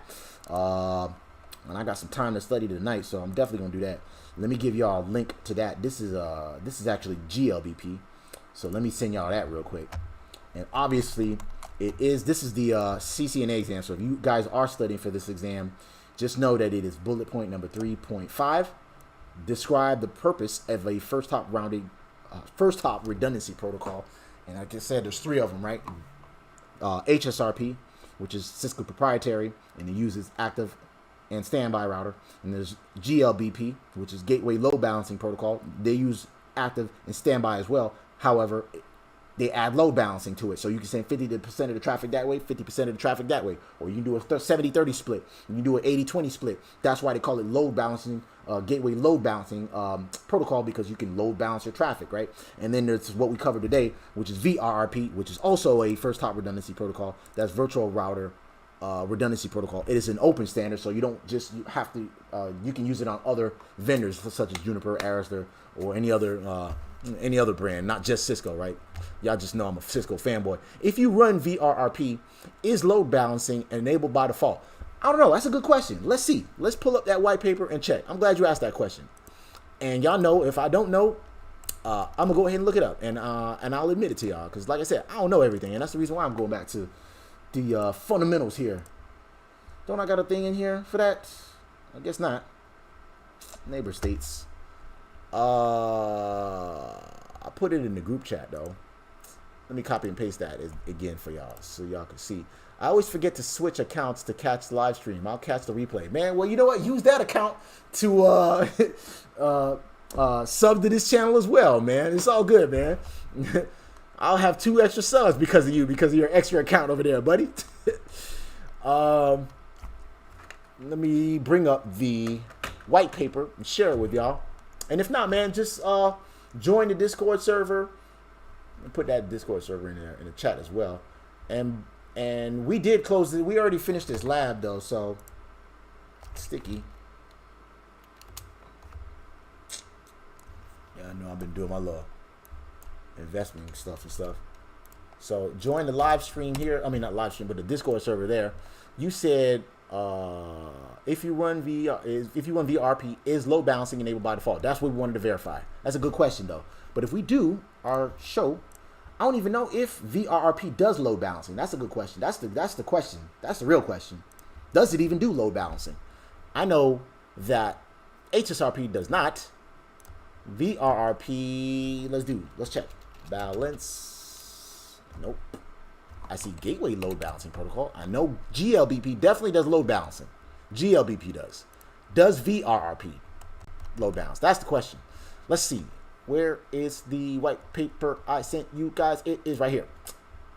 And I'm going to copy and paste that and send it to y'all as well. Again, just in case you are just tuned in. Boop, boop. That is the book we are going to use. Let me go ahead and download that into my... I'm going to make a collection of these. I put neighbor states there. I got a separate thing called white paper, so I'm going to move that there. Configuring troubleshooting VRRP. Come on, man. VRRP. I downloaded it. Opening it up.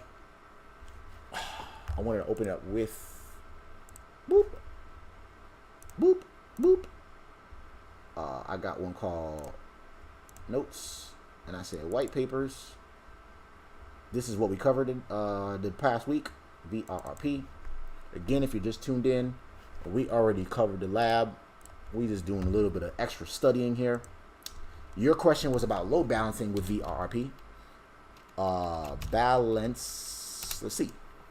See, now you put the word just balancing. They reference GLBP, just like I said. GLBP. Nope. It don't even look like VRRP does load balancing. So VRRP does not do load balancing. It says here, let's look at the restrictions. Is it a restriction? Restriction is designed for multi-access, multicast, or broadcast, which in our case, we used it in the broadcast-capable Ethernet LAN. It's not intended as a replacement for existing dynamic protocols. Because of the forwarding delay, you must configure the advertised timer to a value equal or greater than the forwarding delay of the BVI interface. Blah, blah, blah, blah, blah, blah, blah, blah. Motherfucker, I just want to know if you load balance, man. Does it do it by default? Shit. Give me all of this extra fluous information here. This is very similar to what we did here, right? The router group, we added the third router. And we made one a virtual router master. We did a virtual router backup and another backup. So we had just like this right here, right? But we didn't have any clients.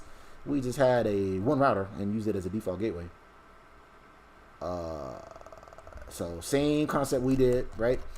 So yeah, it doesn't look like VRRP does load balancing. But if we do, check out the GLBP. And we'll talk about, let's look at the load balancing. We got information about it right here. Here's the virtual gateway information, forwarder, gateway, redundancy, blah, blah, blah, blah, blah, blah, blah, blah. Use balance. I just want to know about information about the redundancy. See, there's different types of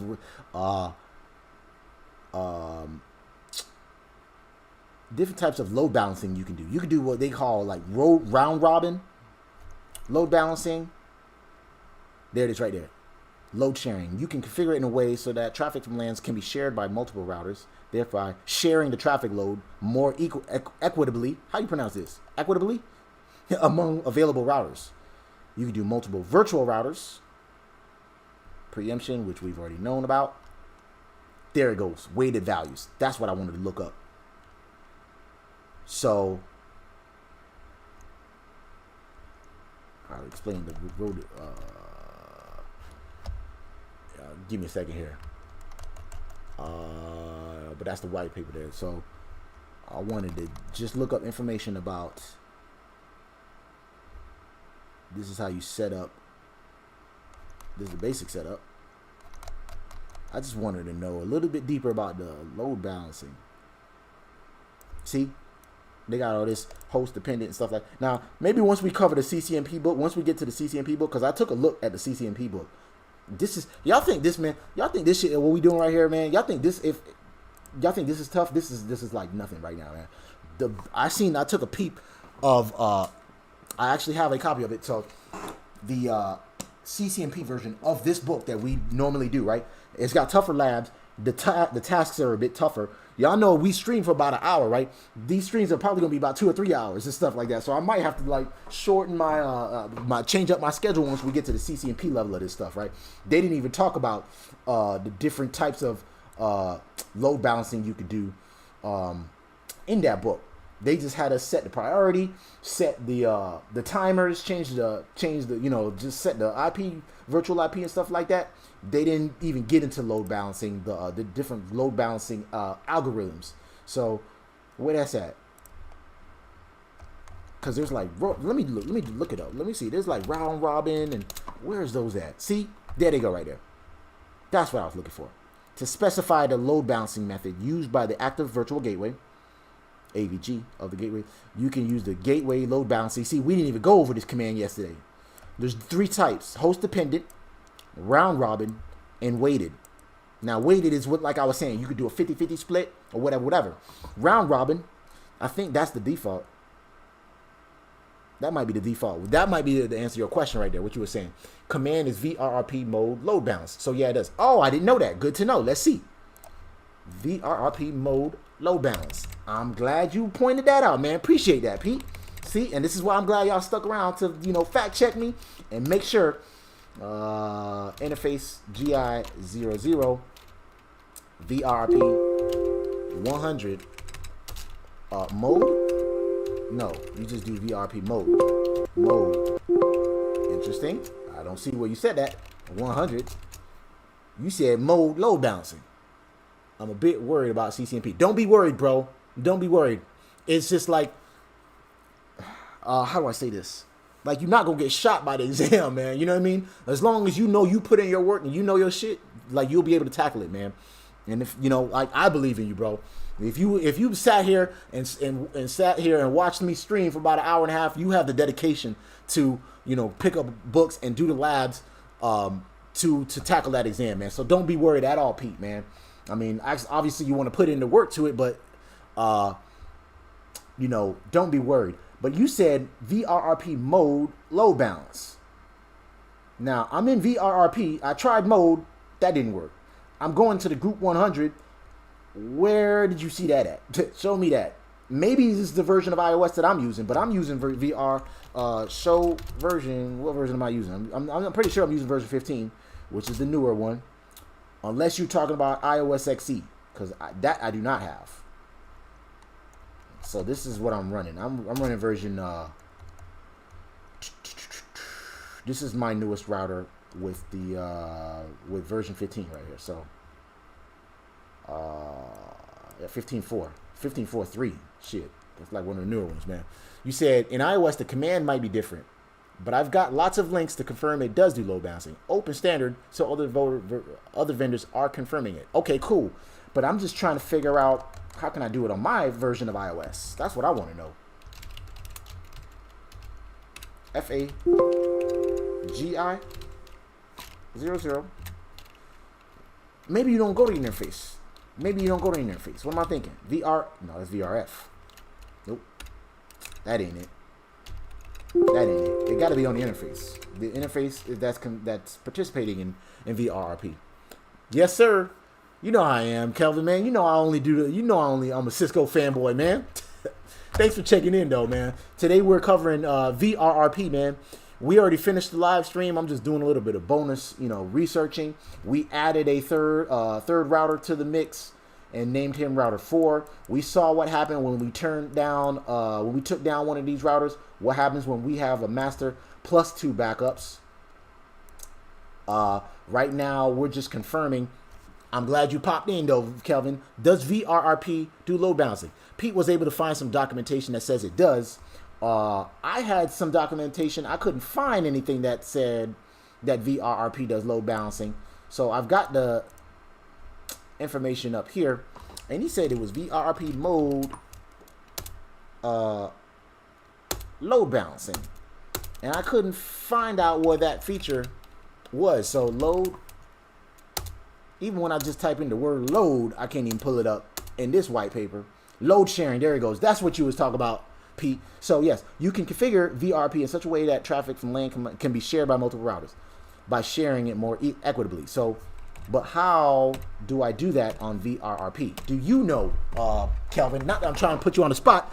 It's just that we know that you know your stuff. So, and that's all I was trying to do. Where or how do I set up load balancing on VRRP? Kelvin, you said that like, man, I need to broaden my horizon, man. Like I need to pull up some Juniper and learn some Palo Alto, for crying out loud, right? Like stop. Like Cisco's not the only vendor out here, man. You like more Cisco, huh?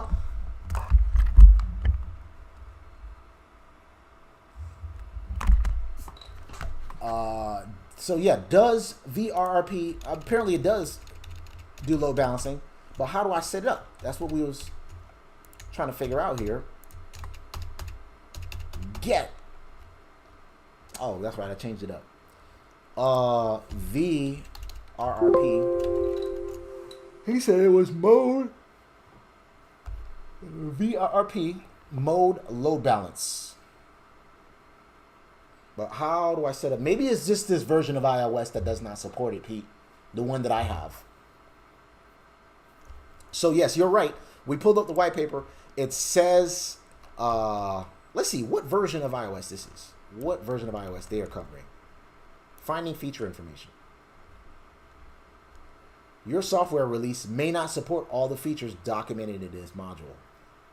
So it could be that reason right there on why I can't find that command, Pete.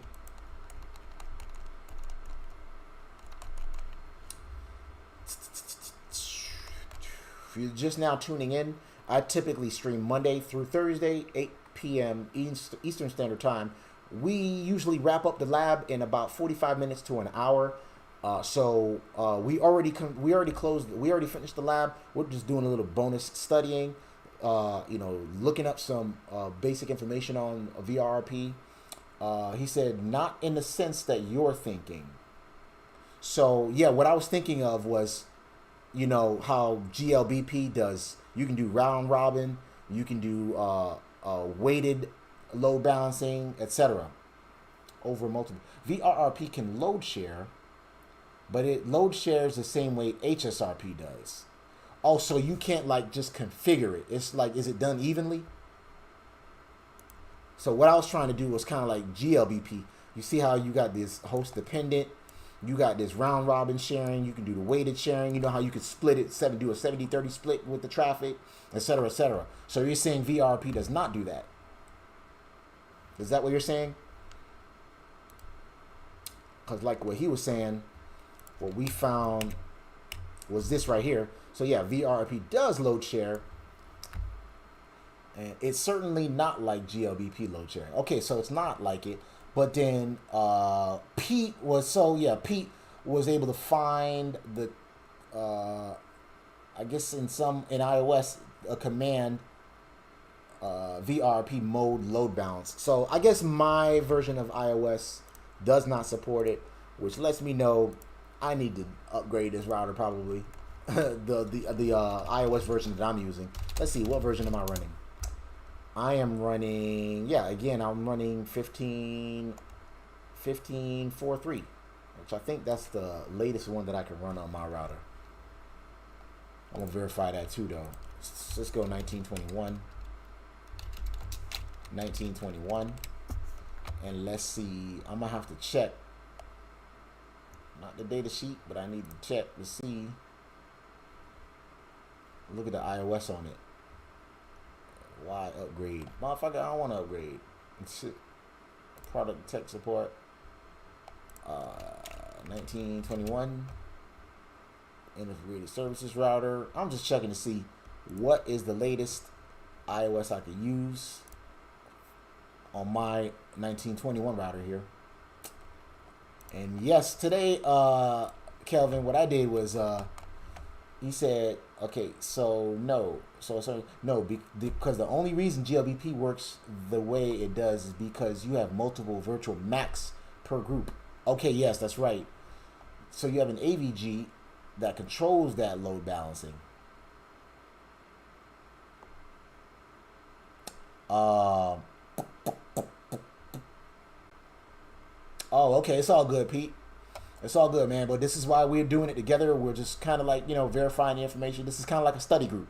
So it's not like, oh, you're wrong, Pete, or you're wrong, NetworkBruh, or nothing like that. We just kind of like verifying the information. We're getting some extra information from Kelvin here.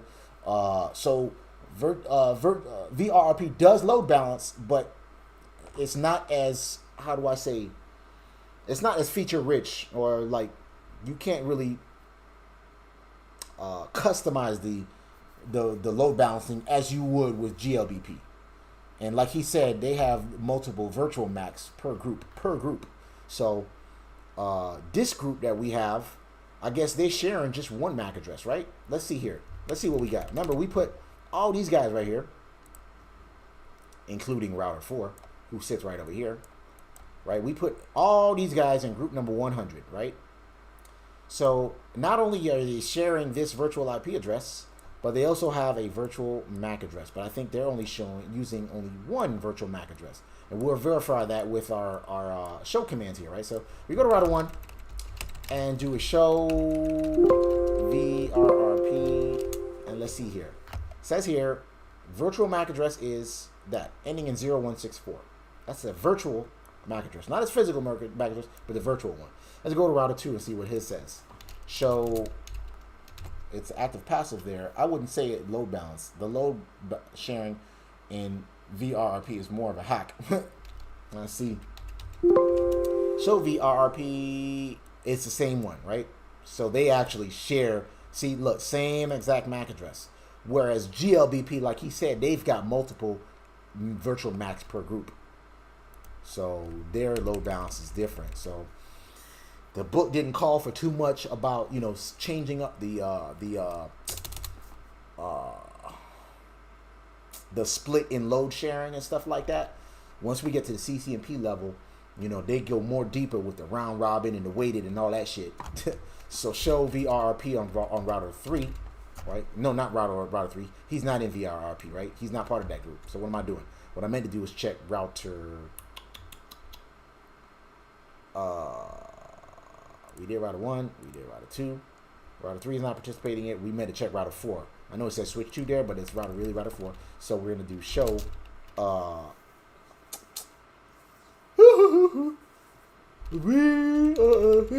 That's a good sign for y'all to let me know.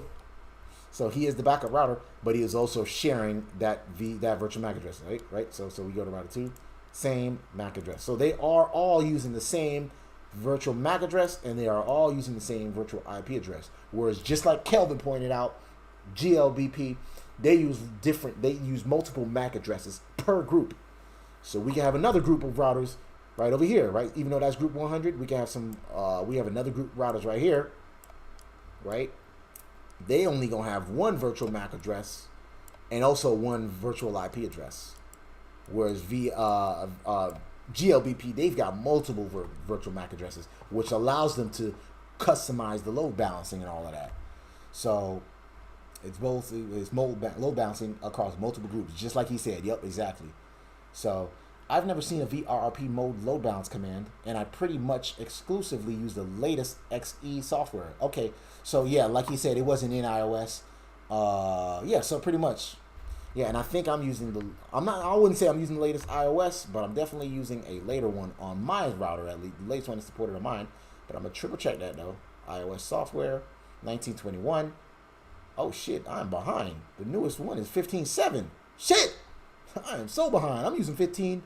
What am I using? 15? 15.4? 15.4.3. Look at that, man. Let me go ahead and download that. Let me go ahead and download that. And it's the suggested version too. Addition, entitlement required, service contract required. Bruh. I need to use my other account. I'll do that later. No, we'll do that now. Let's do that now. Let's do that now. It's getting late though. Y'all have any other questions or anything like that, man? But yeah, good. I'm glad you pointed it out, Kelvin. We just didn't cover it when we did GLBP yesterday. We didn't do any of this. We didn't do any more stuff on GLBP. The breakdown of the load balancing right here. So we didn't do all of this right here. Host dependent, round robin sharing, and the weighted where you could split it. So this specifies a load balancing method that is dependent on the weighted value advertised by the gateway. Round robin method is the default. So that's one question Cisco like to ask too. You know, what's the default load balancing method that GLBP likes to use? I hope I'm not violating NDA, but that's the type of question they like to ask. Let me say that. And my bros are back. But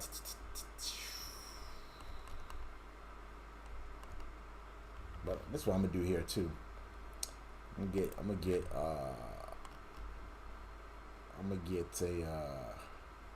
me log out of this. I'm gonna upgrade my iOS on that router, man. Let's do that.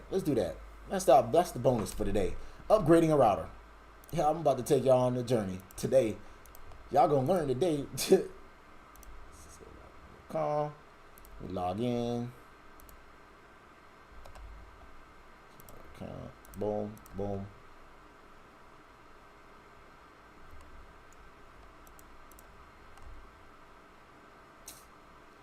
As of, let's see here. Boom. iOS. Where are they at? Tech. So yeah, y'all remember? I don't know if you guys remember. I had bought a router from this guy around the corner. He had a whole bunch of routers that he gave me too for free today.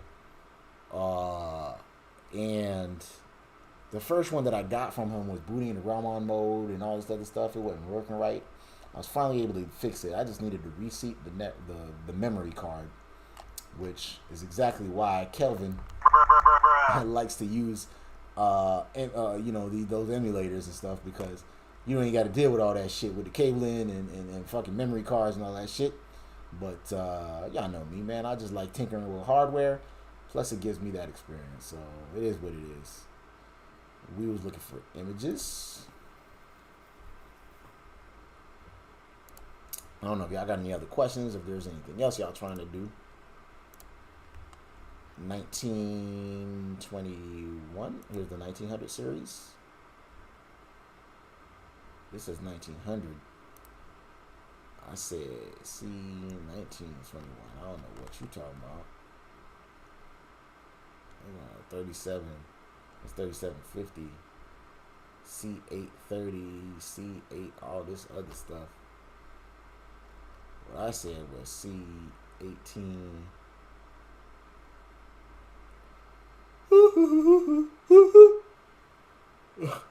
That let y'all know, man, what it's time, what time it is, right?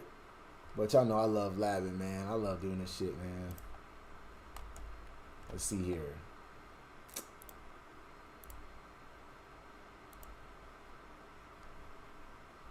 Here we go.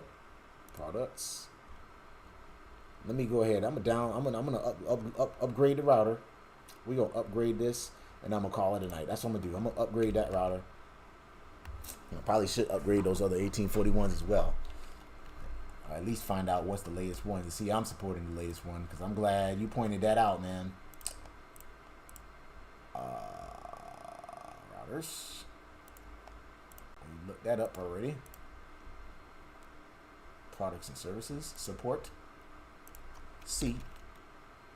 19. 21 downloads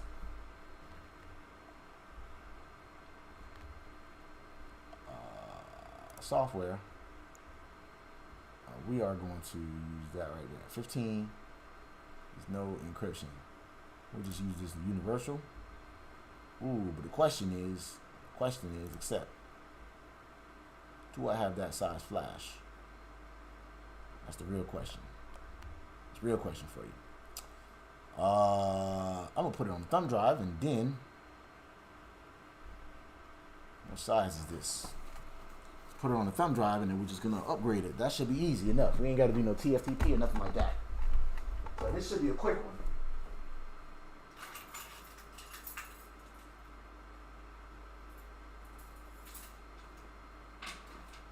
Where is that thumb drive? I just seen it here. Oh, there it is, right there. Duh. I got it sitting right here. I'm gonna unplug one of these bad boys. Let me unplug my.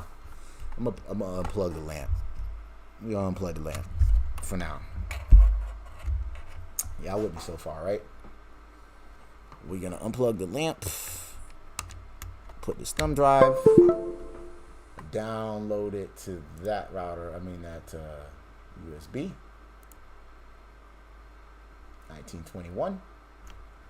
Make sure you guys never seen this before.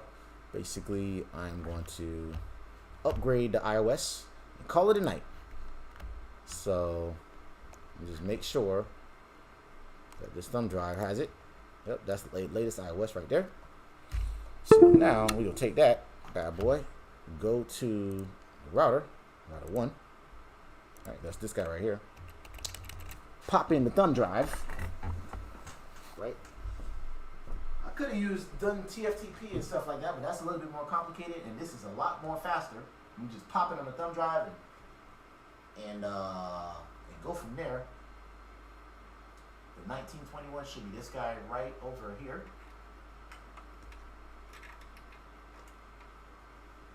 Right? Did he come up? Did y'all get a message? Nope, it don't look like it. It don't look like I popped it in the right one. Yes, it is. That's the right one.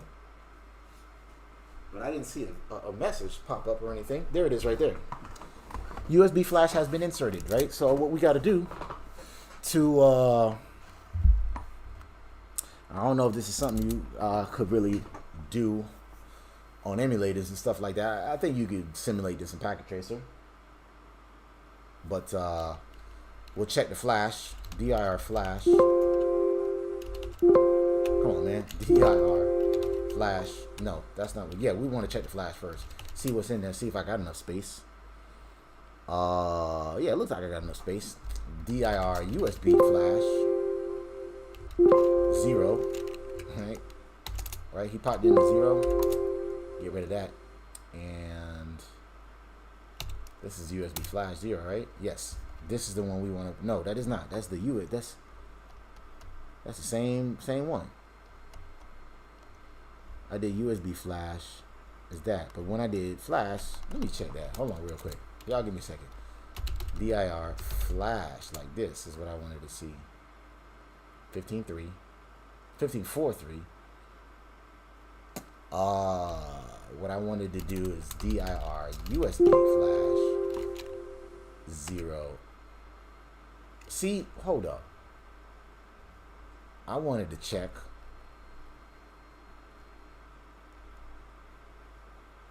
Oh, flash 1. That's why. It's flash 1. That's why. That's what I was trying to check. See there? I know I only got USB. I don't even know why they call it USB flash. Why would they do that? There's only one USB port in there, isn't it? Let me triple check that because that's weird. I thought that would have been on the just flash card.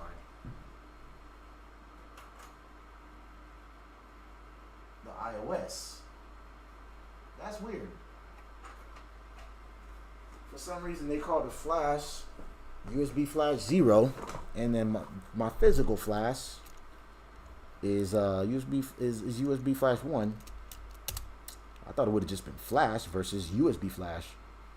So this is what we're trying to copy. This right here. So the way to upgrade to iOS, you want to go to global config mode, and you're gonna say copy like that. What the fuck am I doing here? Copy. That's why you don't go to global config mode to do that. So you do copy from where? Copy from USB flash 0 and do a slash. Okay, no, colon slash. And what do you want to copy from it? I want to copy from that flash 0. Not 0, 1, my bad. From flash 1. What did I want to copy from flash 1? I wanted to copy this file right here, which I already pasted on my clipboard. Where do you want to copy it to? Copy it to the USB flash 0. Just like that. Press enter. He says, okay, do you want to name it that? Yes, leave it as is. Now it's copying it over. So it's taking that file from the USB and putting it onto basically the flash of the router. But the only thing is, I don't know why the naming of it was different. It shouldn't have been like that.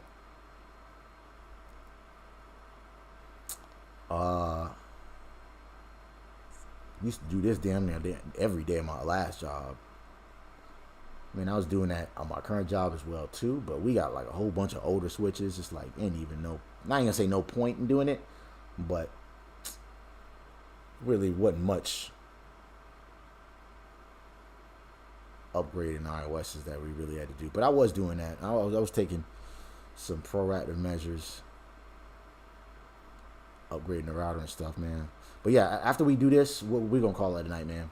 I don't want to hold y'all up too much. I think we did enough studying. Let's while that's copying over, let's look a little bit more about VRRP, what we covered today, right? So we said it enables us to configure multiple routers, which we already know. It does load sharing, like you said earlier, Pete, from 1. Yeah, basically that's what I'm doing. I'm copying it from flash 1 to flash 0. But I don't know why they call the internal one USB flash 0 when it's not a USB. It's the actual flash that's in there. But whatever. That's why I was confused about that. Is it still copying? I think he's done now. Where is he? Router 1. Yeah, he's done. So now we could check the directory of the flash, which is dir. You just do flash, right? That's what it's supposed to be. You just do dir flash, right? But then it says directory of USB flash. No, that's not what I wanted to check. I wanted to check the flash, not the USB flash, but that's what it said. Oh, here's the directory of USB flash 0. So we have the old iOS in there. We also have the new iOS in there. So we had enough space. Once we get this one copied over and started up, we can delete this one if we wanted to. I might leave it in there just in case this one is buggy or I just don't like it. But iOS, I mean, Cisco said it's the suggested release. So that's a newer version anyway. What you also want to do is change the boot statement. So even though the file is in there, you need to tell the router, okay, don't boot up with this iOS. I want you to now boot up with this iOS. Because otherwise, once you turn off the router, turn it back on, he's gonna keep looking for this router. I mean, this iOS in here. And that's where he's pointing to. So you need to change what's called the boot statement, right? So you go to global config mode, and you can actually see before we can do that, we can show what we're gonna boot into, right? Show boot. Isn't it show boot?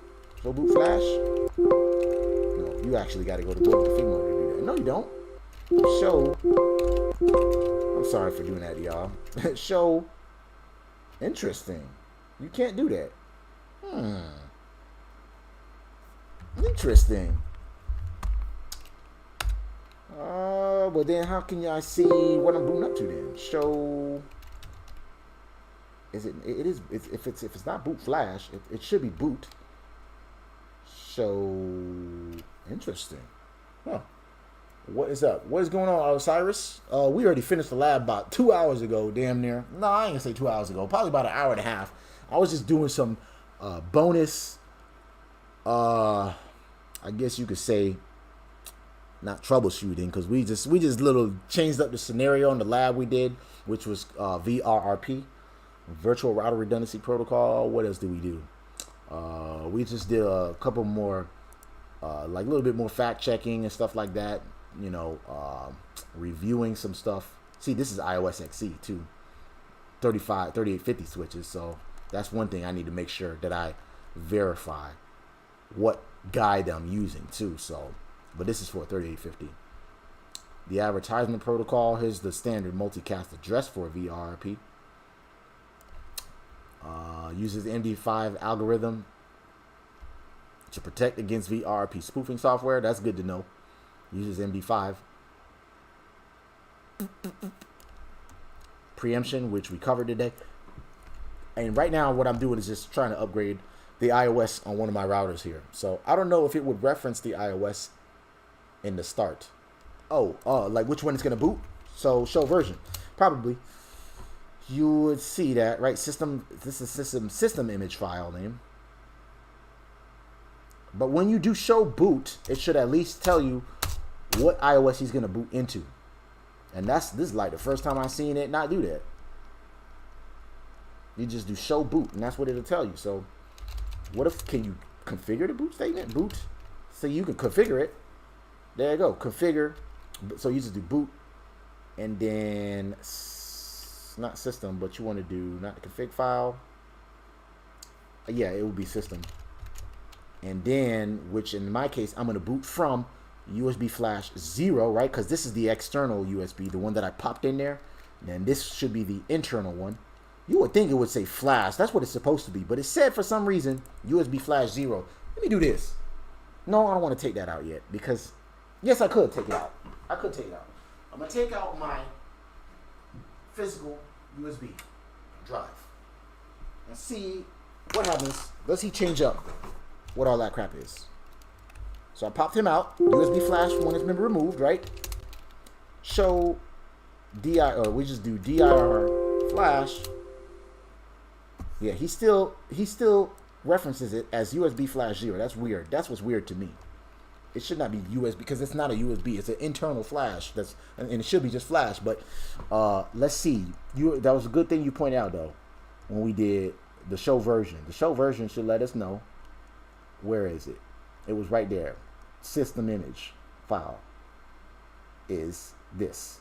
So he's booting from that USB flash 0, and this is the iOS he's gonna boot. So I guess technically I'm supposed to use USB flash, and then whatever iOS I'm going to do, which is not 15.4, is going to be the 15.4.7. So what we're going to do is go to global config mode, change the boot statement with boot from flash, but not flash in my case, USB flash. Oh no, it's system USB flash colon, and then what you want to do, the name of it. So you could just type in the first letter, which in my case was C, 19. Come on, man. Come on, man. Come on, Vlad. It's not USB flash, it's USB flash 0. My bad. And then type in C. Where is he at? Come on, man. Do I gotta actually type it out? You gonna make me type it out, man? Flash 0 colon. Yeah, I guess you gonna make me type it out. Cause you wanna make me look like I don't know what the fuck I'm talking about. Whatever. Let's do this. Where is he at? The newest one we said was called this guy. This is the newest one. So we copy and paste him. Hopefully I don't crash my router with this, because there's no way for me to verify it. Enter. We want to oh fuck, I do not want to write, but I do have to write mem because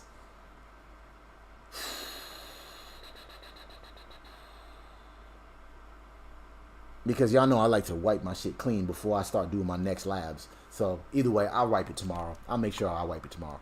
So we're going to do write, so that way we're going to save our config, but now it's also going to save the, I didn't do much on router 1 because all I did was fix the default gateway. So we could get rid of that. No IP routes, quad 0, I guess. Come on, man. No matching route to delete. Come on, man. 168.10.254. You can copy to flash too. You would think, but when I did just DIR flash, it act like it don't know what the flash is. And I'm gonna be on the safe side. What's that saying? I can't even think right now. I'm having a brain fart. On the side of caution. No matching route to delete. Get out of here with that. So if I do a show IP route, you telling me I don't have that route anymore? I guess not. Oh, it wasn't router 1. That's why. It was router 3 that had that route. So he does still have all this VRRP stuff, man. 6 notifications. What the hell? Oh, they came back up. That's right. Y'all remember earlier what I was talking about on my stream? How I had all these devices that went down, right? Well, it was because there was a power outage. I wish I could show y'all this. But they got all of these damn... Ooh. Street lights that came down and shit, man. I don't know what happened there. But, let's see. Yeah, I had all these alerts and all of these cameras and shit went down. And I think just now I got an alert saying that they just came back up. And I'm checking my email. No, that wasn't. That was a attack case. So never mind, my bad. What was I going to do? You said, yes, I did copy the flash, but it's called it USB 0. Yeah, I don't know why it does that, man. So, what was we going to do? I thought you should be able to do a show boot, and then you should see what you're gonna boot, what flash, what how about show flash? No, that's not it. Look at that, you do show flash, and it's something totally different. That's what's weird. He's sending me all of this directory and shit, man. Maybe it's something different on this. I didn't like. What is all this? This is not the actual. I guess this is a flash. That's something different. I don't think I've seen this before. They got all these JPEG images and stuff. This isn't my thumb drive. Yeah, that's not my thumb drive. I don't know what that is. All this shit is. Whatever. Get out of this. I think that's something to do with whatchamacallit? That web interface. So y'all give me a second. Let me see here. I forgot to cancel that. I should have. All right. So we wrote to memory. We have it booted. It should theoretically boot into the new version right there. So let's go ahead and do a reload. Reason why? Upgrade iOS. System's been modified. Yes. Yeah, no, I like to do. I like to just note, document why I'm reloading, and I'll now remember why I reloaded. Confirm, and let's see. You said flash is on device. USB 0 is the thumb. Believe it or not, man, USB 1 was the thumb. USB 1 was the thumb. Cause see, look, let me show you. Scroll up. When I popped out the drive, USB flash 1 has been removed. Right? USB flash 1 has been removed. But when I do just a show flash, like you were saying, or DIR flash, we were seeing this right here. I did, oh, man, see, I'm going to have to go up and keep it there. But now this thing is booting up and all this other stuff, so I can't freeze it, can I?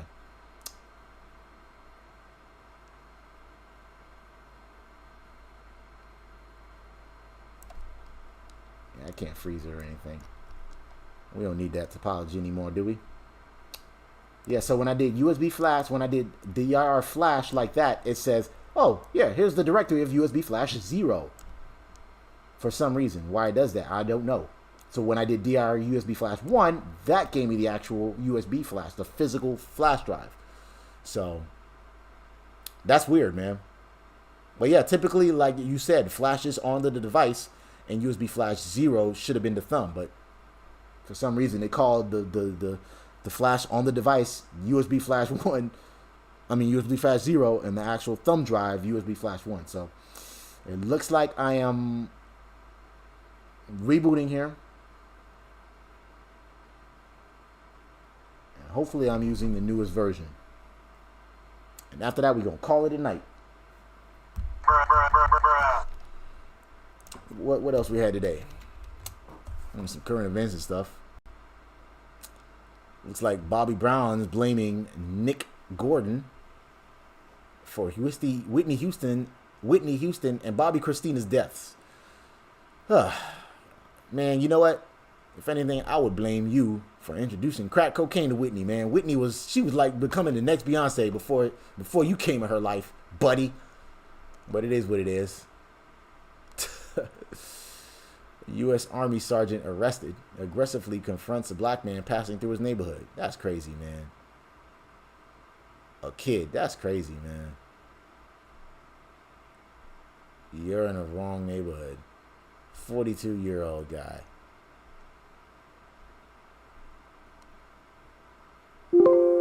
That's crazy. Anyways, looks like we are booting up. We changed our VRRP group. We are booted up into version 15.7. So we're good to go. Let me just verify that I can even get to the prompt. But the fact that VRRP is coming up lets us know we are doing fine so far. We're in master. There he goes. He woke up. Beautiful. Now what I'm going to do here is let's do a show version. And now we are running version 15.7. So let's see if that new command is in there. I doubt it though. I don't think it's iOS. Even Kelvin was just like, oh, what happened? You put LOL. What was I talking about? Oh, Whitney Houston. Yeah, man, Whitney Houston, man. I don't know if y'all remember, man. I don't know how old you guys are, but Whitney Houston was at the top of her game. She was like Mariah Carey status, man. And then she did the Bodyguard movie with who was this? What's his name? Kevin Costner. She was just becoming a star, man. And then she got married to fucking Bobby Brown, who got her addicted to coke. And I think it was a wrap. Her life went downhill from that point, man. Fucked up, man. Fucked up situation. He want to go blaming other people. Get the fuck out of here, dude. It is what it is, man. That's the music industry. People do drugs, and it's a deep, dark industry, man.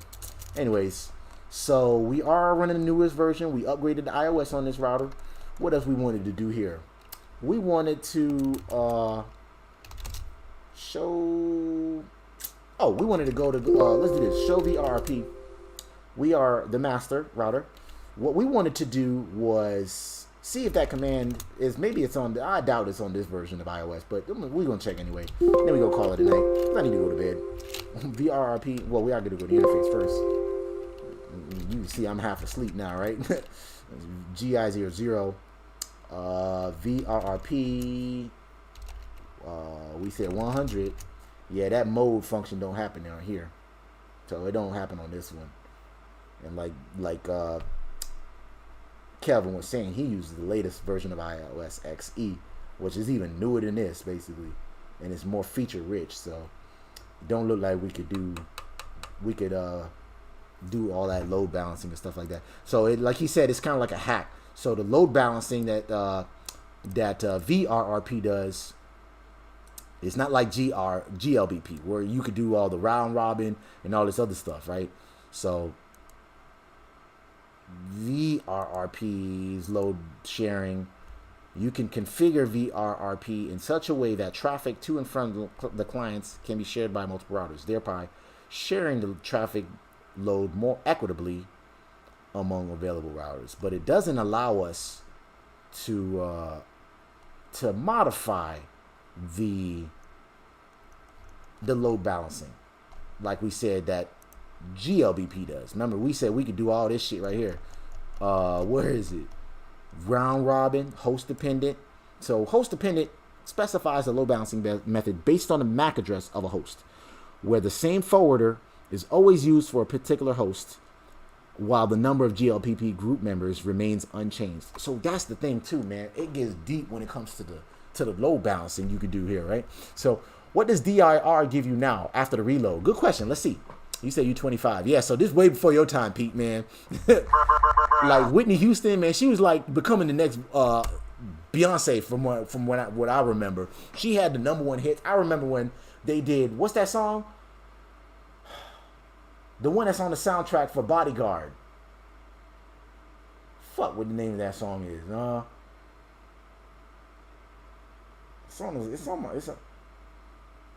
Shit.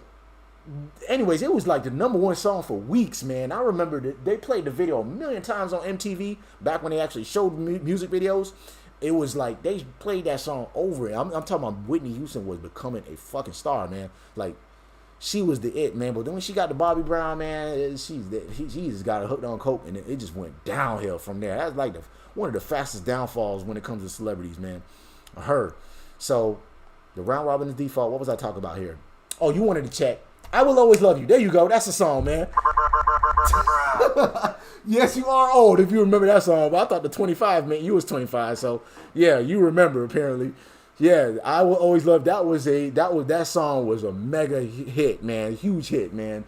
And she killed that shit too, man. Like, she hit the high notes, man, and it was just a beautiful song too, man. Anyways, we wanted to see what the Flash showed us, right? So we know it doesn't, the VRRP. We can't do all of that. Like, VRRP does load balance, but it does not do, you can't modify it like GLBP. So DIR flash, what do we got? It still says USB flash. You see that? And my USB is right here, as you can see, right in my hand. So it ain't no USB. We just did DIR flash, and it showed us USB flash 0. And then the actual flash, when I pop it in, is USB flash 1, which I'll show y'all real quick. Again, while I do that, I'm going to go ahead and delete it from the USB. Delete the iOS at least. Pop in the drive.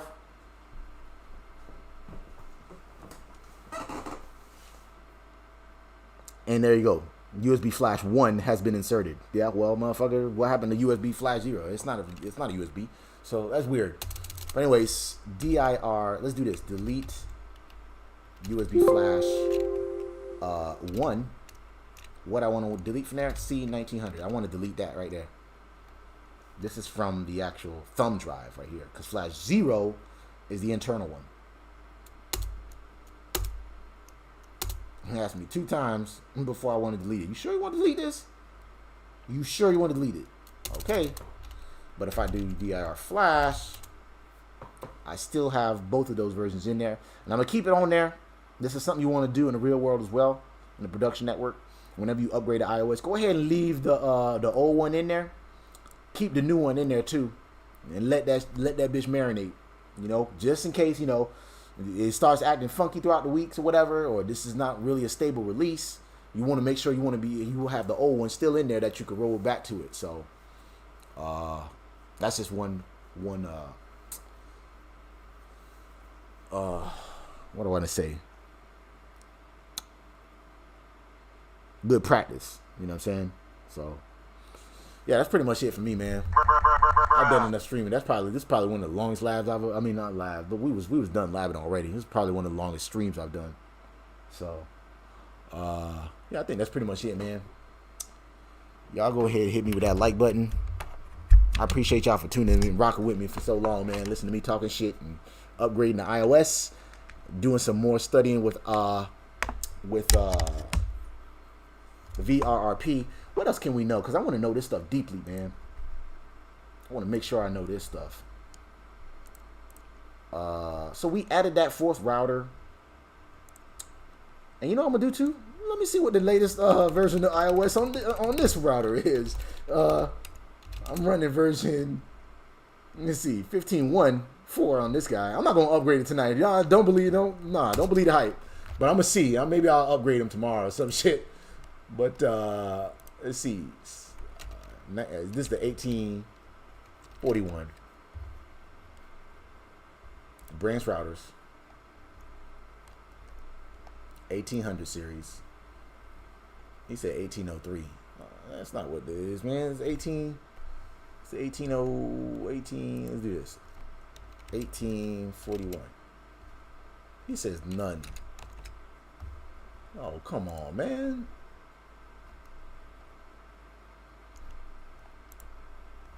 This is the 1841 router, right? Yeah, this is 1841. I wanted to see what the latest version of it is.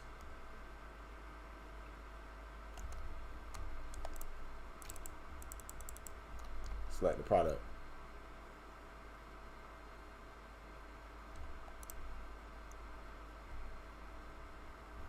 It's 3850. They use the Nexus. Was that me? I don't even remember. What he said? He said, I'm a new subscriber digging your stuff. Man, I appreciate that, man. I appreciate you for tuning in, man. I normally wrap this up in like 45 minutes, but I'm like 3 hours deep, almost 3 hours, 2.5 hours deep. Just labbing. What else, man? Just like upgraded the iOS. I was, like I said, I normally wrap this up in like 45 minutes to an hour, but I said I ain't got shit today. I don't really have much tomorrow. I just got like some HR stuff to take care of at work. Probably run those scripts again. And that's pretty much it. But what I wanted to do is look for the iOS for this router and see if I need to upgrade to the latest one for that one, because it's good to have at least the 1841. We'll do that.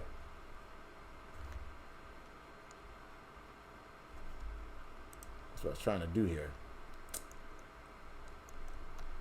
Products and software. And we said download software, access downloads. What the fuck? What? It's, oh yeah, that's where it was. C1841.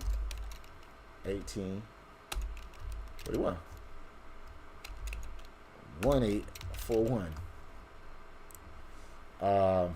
Yeah, man, I appreciate you for tuning in, though, man. Like I said, I usually wrap this up real quick, but 1841. Come on, man.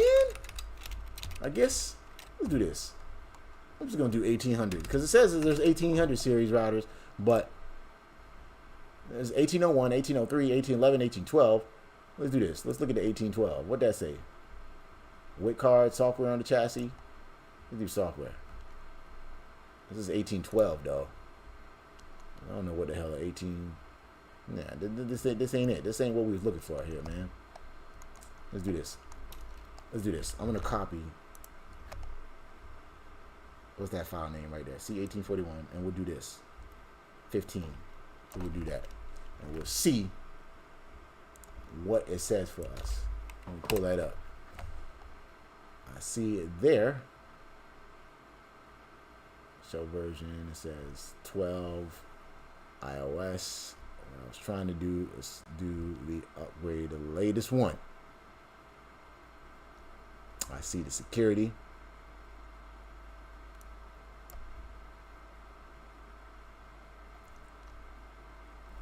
Security K9 image is version 12. All I see the version 12 and all of that.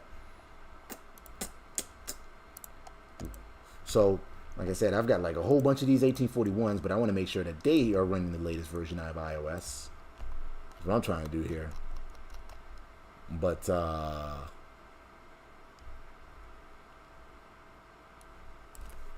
C1841 iOS download. Let's do that. Did you mean 16? No, that's not what I meant. I said what I said. Like Needy Leaks. I said what I said. See release notes for the 1800 series routers. It's not what I'm looking for here, man. I'm looking for 1841. Here we go. Okay, cool. It looked like the latest one. This is broadband. This just gives me the information determining the software version.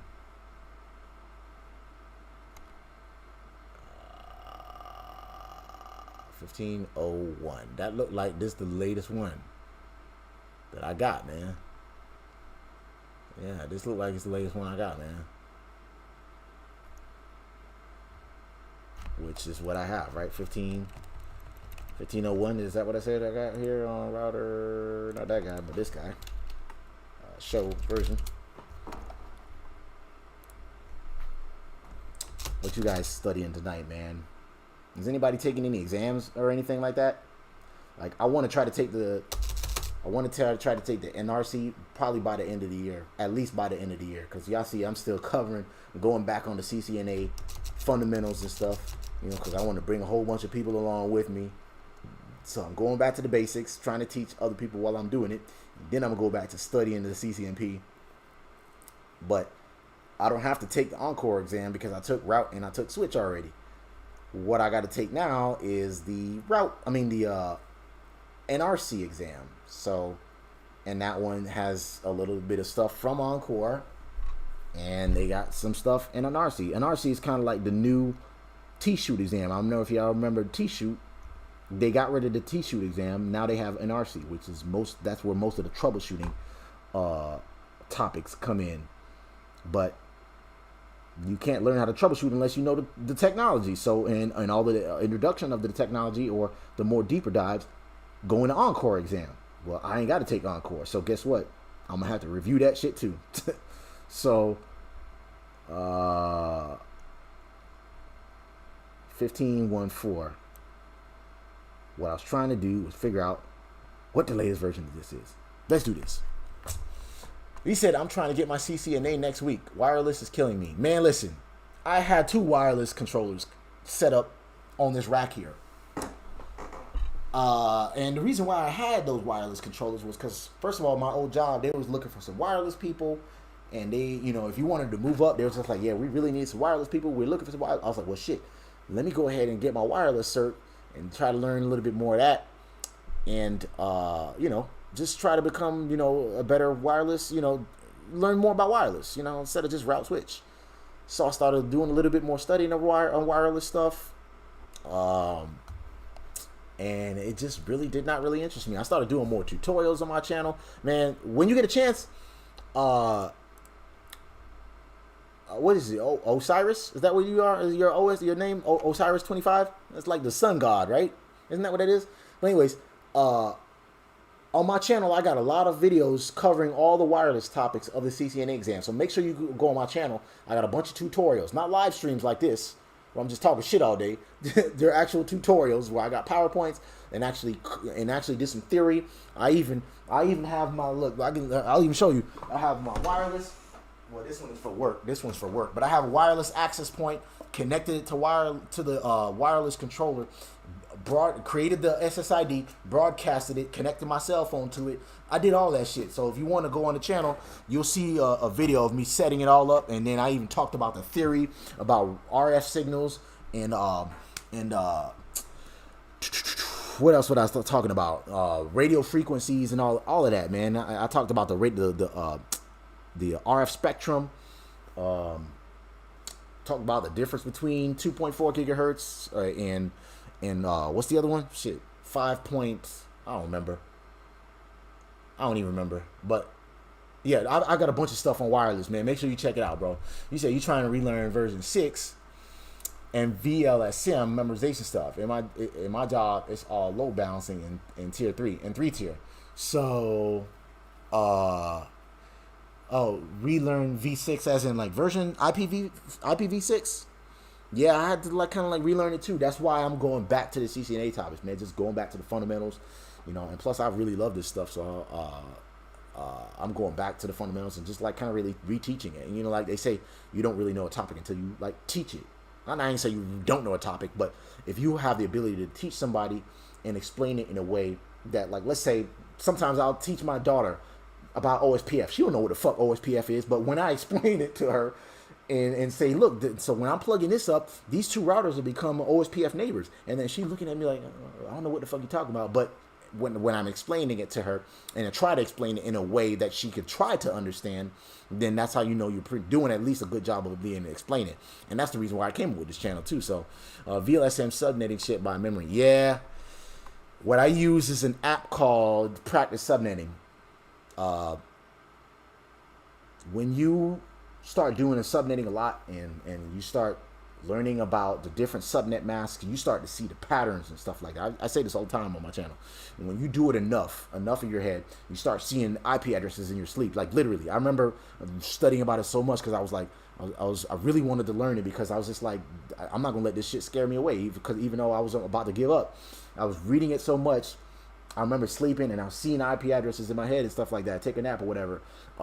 You start doing it so much, it's just like multiplication tables. You know 5 times 5 is 25 off the top of your head. You know 9 times 9 is 81. You know 4 times 4 is 16, whatever. Once you start seeing the patterns and you start doing it so often, you ain't got to think about it no more. So just keep doing what you're doing. You said you cheat with a calculator. You're not necessarily cheating. You're not cheating. Don't call it cheating. You're just kind of memorizing. You're taking those numbers. Once you start doing it more often, it's going to stick in your head. You just got to keep doing it, bro. It's not cheating. I know it sounds like you're cheating because you're using the calculator. Yes, that's fine or whatever. But once you do it enough, where like I said, you'll start to memorize it, bro. So what was I going to do? I was trying to see what's the latest version of iOS of the 1841 router uses, man. And when you get a chance, join the Discord server, bro. So here's the Discord server. So sometimes, you know, if I'm not streaming or whatever, you can hit me up there. There's a bunch of people, like if I can't answer your question, there's a bunch of people in the Discord server. Like Kelvin, he pops in every now and then and he answers our question. He'll pop into my live streams. He's a really smart guy, and he'll answer our questions and stuff like that. So make sure you join that Discord there. What is the latest version of iOS, bro? Of Cisco IOS, Cisco 1841 router. What can he use? Let's do that. Latest C1841 iOS version. Here we go. This is from June of last year. My current version is 12. What's the latest version? And somebody had solved it for him. He said that 1841 is ISRGR1. It's end of date. This means Cisco has taken down all the resources. Wow. Interesting. However, if you know the complete file name, then one can potentially do a web search and see where it takes you. So basically he's saying you can torrent the shit if you really want to, or find it somewhere. So they took down, that's why I couldn't find it. Interesting. Sorry, it doesn't look like they are supported anymore longer. 1841 is not listed on the download page. You may pick the closest model and try iOS. Try iOS 15.4.1, but service contract is ended. Service contract is needed. Okay, so yeah, latest iOS is 15.4.1, which is what I got, right? So, and no, that's 1.4, isn't that? He says 15.4.1. This says this is 15.1.4, or is that 1.4? Or is that 4.1? I think this is 1.4. And I think this should be 15.4 and then one like that. So let's do this. See this. So it went end of support in 2016. They giving me all this shit, man. Just tell me what the damn newest iOS is. Shit. But it looks like, why would they take it down, man? Why would y'all do that?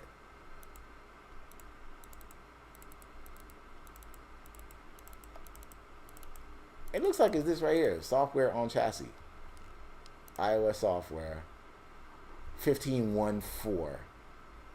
And it says C18.0. So no. I think this is the latest one I got. Yep. I got the latest version. I think this is the latest one I got. 15, but it says M12. It says M12. Mine says M4. So, and I'm using 15.1. So let's see what I got here. 15.1. It says M3, M4. Here, let me show y'all what I'm looking at, so y'all can see. This is some research. This is stuff you could do at work too. Once you gotta make sure you're using the correct version and stuff. Yeah, I'll do that tonight. Thanks, man. I'm a network engineer at work, but going back to fundamentals and so on. So lots of memorization. Yeah, man, that's what I'm doing, bro. So we like pretty much on the same boat, man. I'm just going back to the fundamentals. Like I said, I'm gonna start studying CCNP stuff again, but going back to the fundamentals, make sure I know, like, filling any holes in my gaps in my knowledge or whatever. This is typically the book that we stream the lab from, 101 Labs Cisco CCNA version 4. If you go to 101labs.net, you can get a copy of this, but there's also a link in the description below. But we're halfway through this book. We're at like lab number, what is this, like 68 actually. No, not 68. Take that back. Actually, we passed that, didn't we? No, we're not. We're at IP services.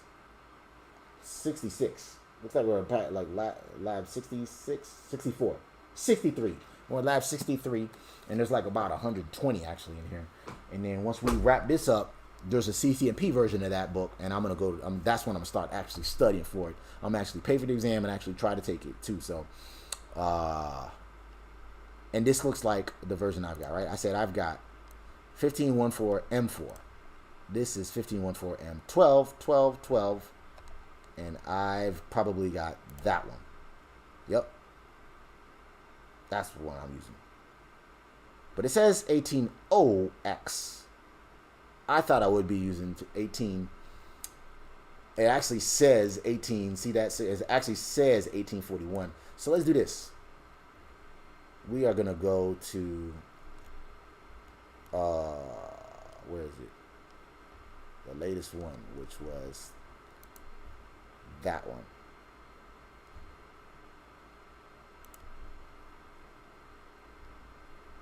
We'll actually try to do that. So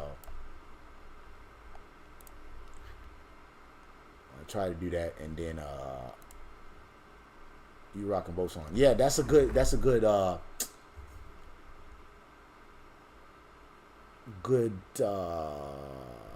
software as well, especially the testing software. So not only do you want to lab, you want to at least, you know, use those exams to actually, those practice exams in there to actually help you. I was actually in talks with Boson, and they were supposed to send me a promotional copy, but I don't know. I guess they don't think I'm big enough a YouTuber. And when I first asked them, I had like, I don't know, I was just starting out. And then when I like reached 1,000 subs, I let them know. I was like, hey, look, man, I just reached 1,000 subs, right? Now I'm just gonna wait till I'm gonna get to about 5,000 subs and tell them again, hey, look, man, I reached out this much. Then I'm gonna get to about 10,000. Then I'm gonna put a price tag on it and then tell them, y'all want me to promote y'all shit? Then you know you have to pay. But they don't need me, so. But it'd be nice to at least have them get me the promotional copy. They was halfway about to send it to me. They asked me for my address and everything. They said, all right, we're gonna send you a promotional copy. You know, just, you know, put it in on your YouTube page. This is the website here to go to get it, blah blah blah. And they ain't never sent it to me. And I'm not gonna chase them down for that free ass copy. But you know, I'm not gonna curse them out just in case one of them's watching. I went ahead and downloaded that iOS version. It is on my router. You know what? Let's do it. Let's go ahead and do it. It's only 10:47. It ain't 11 o'clock. Let's go ahead and do it. Let me put this bad boy in. Whoop. Where my thumb drive at? Let's go ahead and do it. And let's see if this is actually the latest version. Hopefully I don't fuck up my router because it says 18.0X. Y'all think that'll work for it? Where's that thumb drive? Oh, I popped it in the other router, right?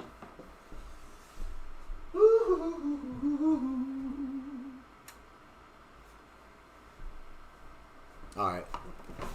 Damn, this is the longest stream, man. So we're gonna upgrade another router, and then I'm really gonna call it a night. So we're gonna upgrade one more router here, right? Pop in this iOS on there. We can just drag and drop that bad boy, right? Boom. And I'm hoping that guy. And now let's do this. While we're in router 2, let's do a dir flash and see what he says. See, that's what it was supposed to do. Directory of flash. I don't know why it said what it said earlier. Plus, what am I using? That's advanced services. K9 image. This is advanced. Yes, this is an advanced enterprise. Good. This is advanced IP services. So either way, this should theoretically be a newer version of iOS. I don't know what they got changed on here. I probably got to check the release notes. There you go, right there. So we're going to see, not found. Interesting. A broken link. Do you have a release note for that one? Not found.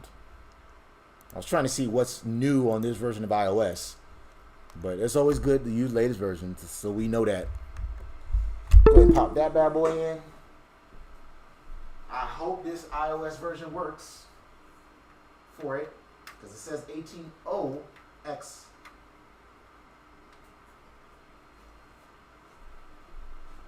It says 18.0x and it doesn't say 1840x or 18 whatever x.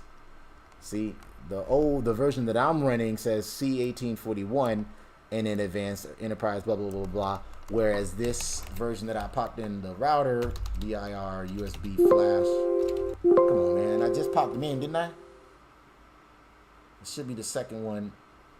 Yeah, second one down. Which is, oh, he probably router 3. That's why. DIR USB flash. That's what it is. So, and he's running, I believe, the same one too. So we're gonna do router 3 actually.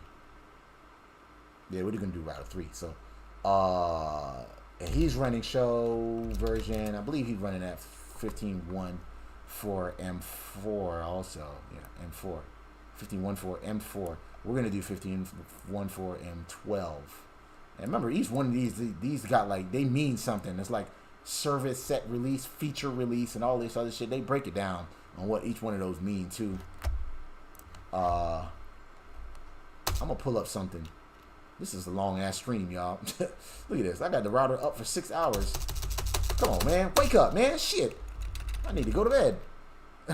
Show, and this is the other thing too. I was trying to check. Show boot. Nope, it don't work on this one either. Interesting. I guess you can only do that on router, on switches. And maybe that's why. Because if we do show version. Oh, and you know what? While I'm here, which one was the one we updated? Was it this guy? 15.1.4? No, it wasn't this guy. It was router 1. We updated router 1. Show version. We updated to him to 15.7. What I wanted to do with him was wipe him clean and then name him router 1 or whatever. So DIR, I'm sorry, right, erase, confirm, yes.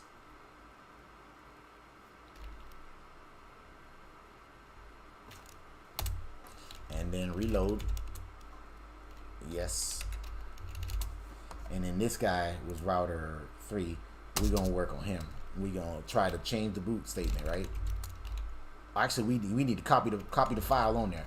So copy flash from the flash. I'm sorry, copy USB flash 0. We're gonna copy this file to the USB flash. I'm sorry, to the flash 0. And what we're gonna copy? C18. Oh, that's it. That's it. We just want to copy that file to the flash, and that's it. What do you want to name it? The same thing? Yes. Press enter. Error copy. Not enough space on the disk. Interesting. So we don't have enough space on the flash. Let's see. And we don't want to just do that. We don't have enough space. That's rather interesting. And we don't want to just erase the old flash, because then we're going to really fuck it up. Y'all see that? See what we working with? Let me do this. I'm gonna take a chance here. I'm gonna delete that flash, and I'm gonna put the new one in there and see if it'll boot up. And if it don't, then I'll just worry about fixing that shit tomorrow. So let's do that. I'm gonna go ahead and take a chance. Don't do this at work. Don't do this at. Well, you could do this at home if you got a lab. But I'm just gonna take that chance. I'm gonna delete that. You think I should do that, y'all? You think you should do that? And watch this bitch blow up? C1841. I'm gonna delete that. Put the new one on there. Oh man. Is there enough space for the other one? That's the question too. Because if I end up deleting this, shit. Y'all think I should do that? Huh. I'm gonna take the chance, man. Why not? You only live once, right? YOLO. Boom. And look, he asking me, you sure you want to delete this? This is the file name. You sure you want to delete this, man? He gonna ask me one more time. You sure now? You press enter, the shit is gone.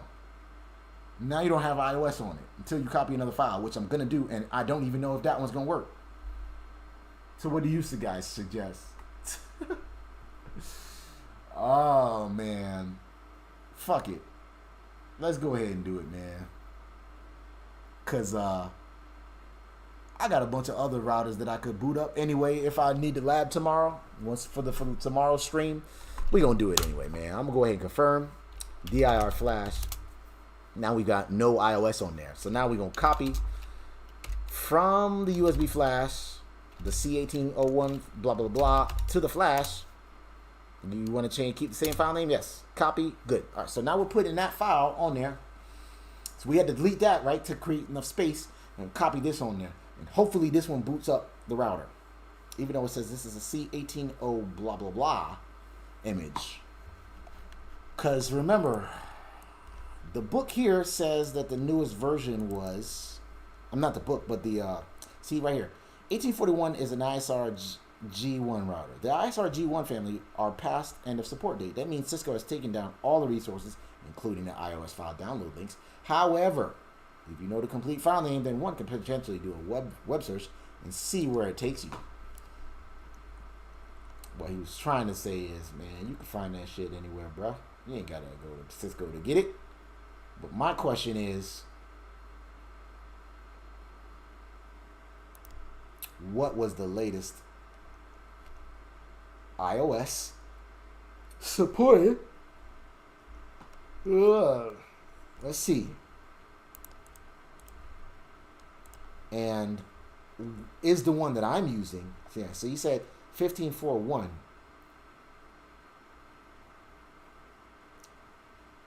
And then he said 1841 is not listed on download page. You may pick the closest model and try iOS. Latest iOS is that, but service contract is needed, aka not free. So, and then once you go there, it takes you to that one page. But let's do this. We copied the file. Now let's go ahead and change the boot statement. Actually, before we even do that, yeah, I do have to, because I'm gonna have to right erase this one too. Let's see. He's router 1. Oh, I didn't even reboot it. Now I'm gonna reboot because it asked me again. I'm not sure. This guy. Let's go ahead. Let me see. Show.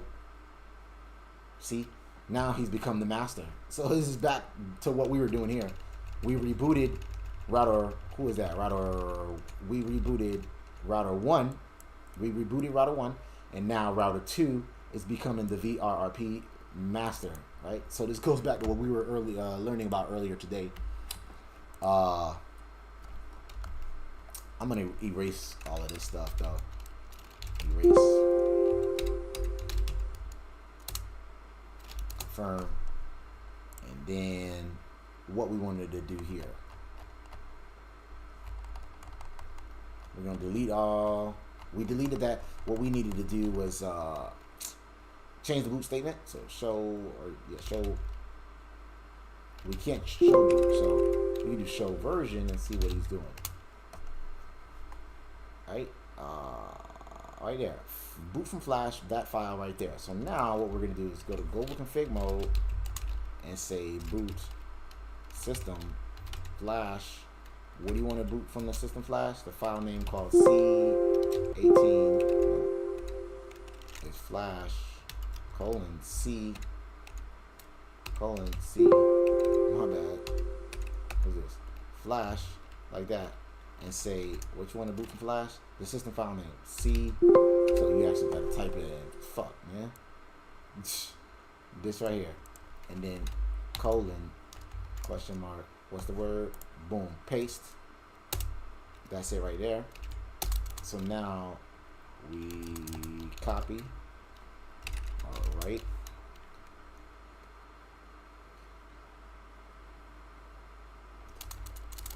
Show version.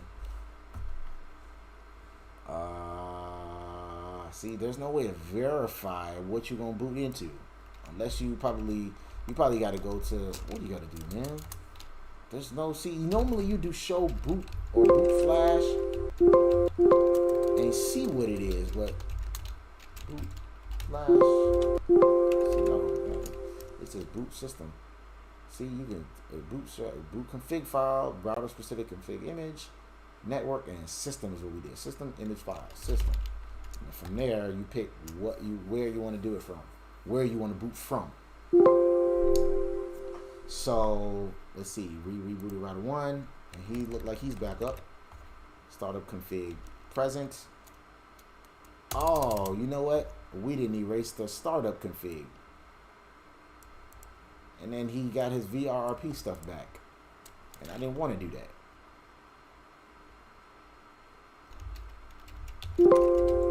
Erase startup config. Yes, that's what I wanted to do. See, I didn't want to save all of that damn.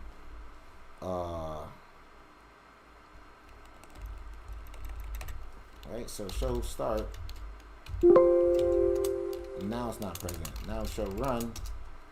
We know that this run stuff, see, it kept all of that. It kept the running config. It kept that. If you do erase run, you can't do erase run. Erase all the files, blah blah blah. No, that's not what I want to do. So we erase the startup config. All right, now that we've done this, we saved it. Let's go ahead and pray to the network gods and hope that our boot statement and this iOS version that I put in here will reload. I mean, will boot up. So I'm gonna reload, save the config. I have to at this point because the boot statement. Proceed with a reload. Say our prayers. Pray to the network gods. If it boots up, we'll call it a night. And I'm sure I'm going to do it this time for sure. I'll upgrade the other ones later. Maybe tomorrow or something. Got some time tomorrow. Tomorrow's lab is static network address translation though. So we're going to be doing... Oh, that's not a good sign, y'all. You see that? We're in Raman mode. This is not a good sign. I done broke the shit, bro. Can you do this? Boot. And I deleted the flash. I deleted that flash too. We was not supposed to do that. See that? You see that? Boot cannot load flash. I broke it, bro. This is why you don't want to delete what you had in there. Can you change the? So now I'm not gonna do this tonight, but what I'm gonna have to do is put back that old version that I had in there and put it on that flash drive. But I'm gonna have to use TFTP to do that. I'm gonna have to get the new one. Here's what I got to do. First of all, from Raman mode, what you got to do is erase. Oops, help. Where's the hit? So I got to do. Where are we at here? There's a way to erase what's in the directory. And I thought it was DEL for delete. Yeah, I broke that router, but either way, I got a couple more routers for the lab tomorrow in case I don't get this back up and running. But I definitely broke it. We want to delete the file that I have in there because that's definitely not the file that I needed, that image. I should have left that alone. Delete. How do you delete a flash? It's not just delete. Flash. And see, delete is not found. It's not DEL. It is flash. DIR. Oh, what's wrong here? DIR. DIR and then the device. Flash.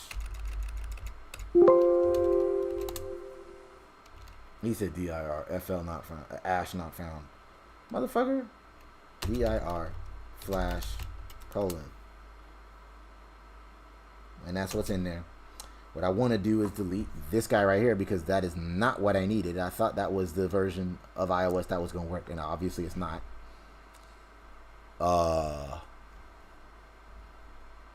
And y'all know what? Let's see. System reset. list the files, display, set, boot and external process, config. Can we ignore the startup config? Let's do that. 2102 or 2142. 02 is the default, so let's do this. Config 0x2142. We're gonna ignore the but we still don't have the old version on here, so I can't even do that. Reset, and he's not gonna boot. Oh, look at that, he is gonna boot. He's gonna boot up the old one. Cannot load that. That's what it is. See, he cannot load it because he don't see that in there. I deleted it. So basically what I got to do is I got to get that file in there. See, he tried and tried and tried. He can't find this file right here. That's what I got to get to load up. So I got to put, basically I got to put that file in Flash. But that file, that Flash does not have, but I could do this. Let me see. I'm trying to think. Got to take off, but join Discord. Okay, appreciate that, man. I'm going to take off too, and I'm going to fix this tomorrow, man. So, anyways, I'm done, man. Comment, like, subscribe to the network.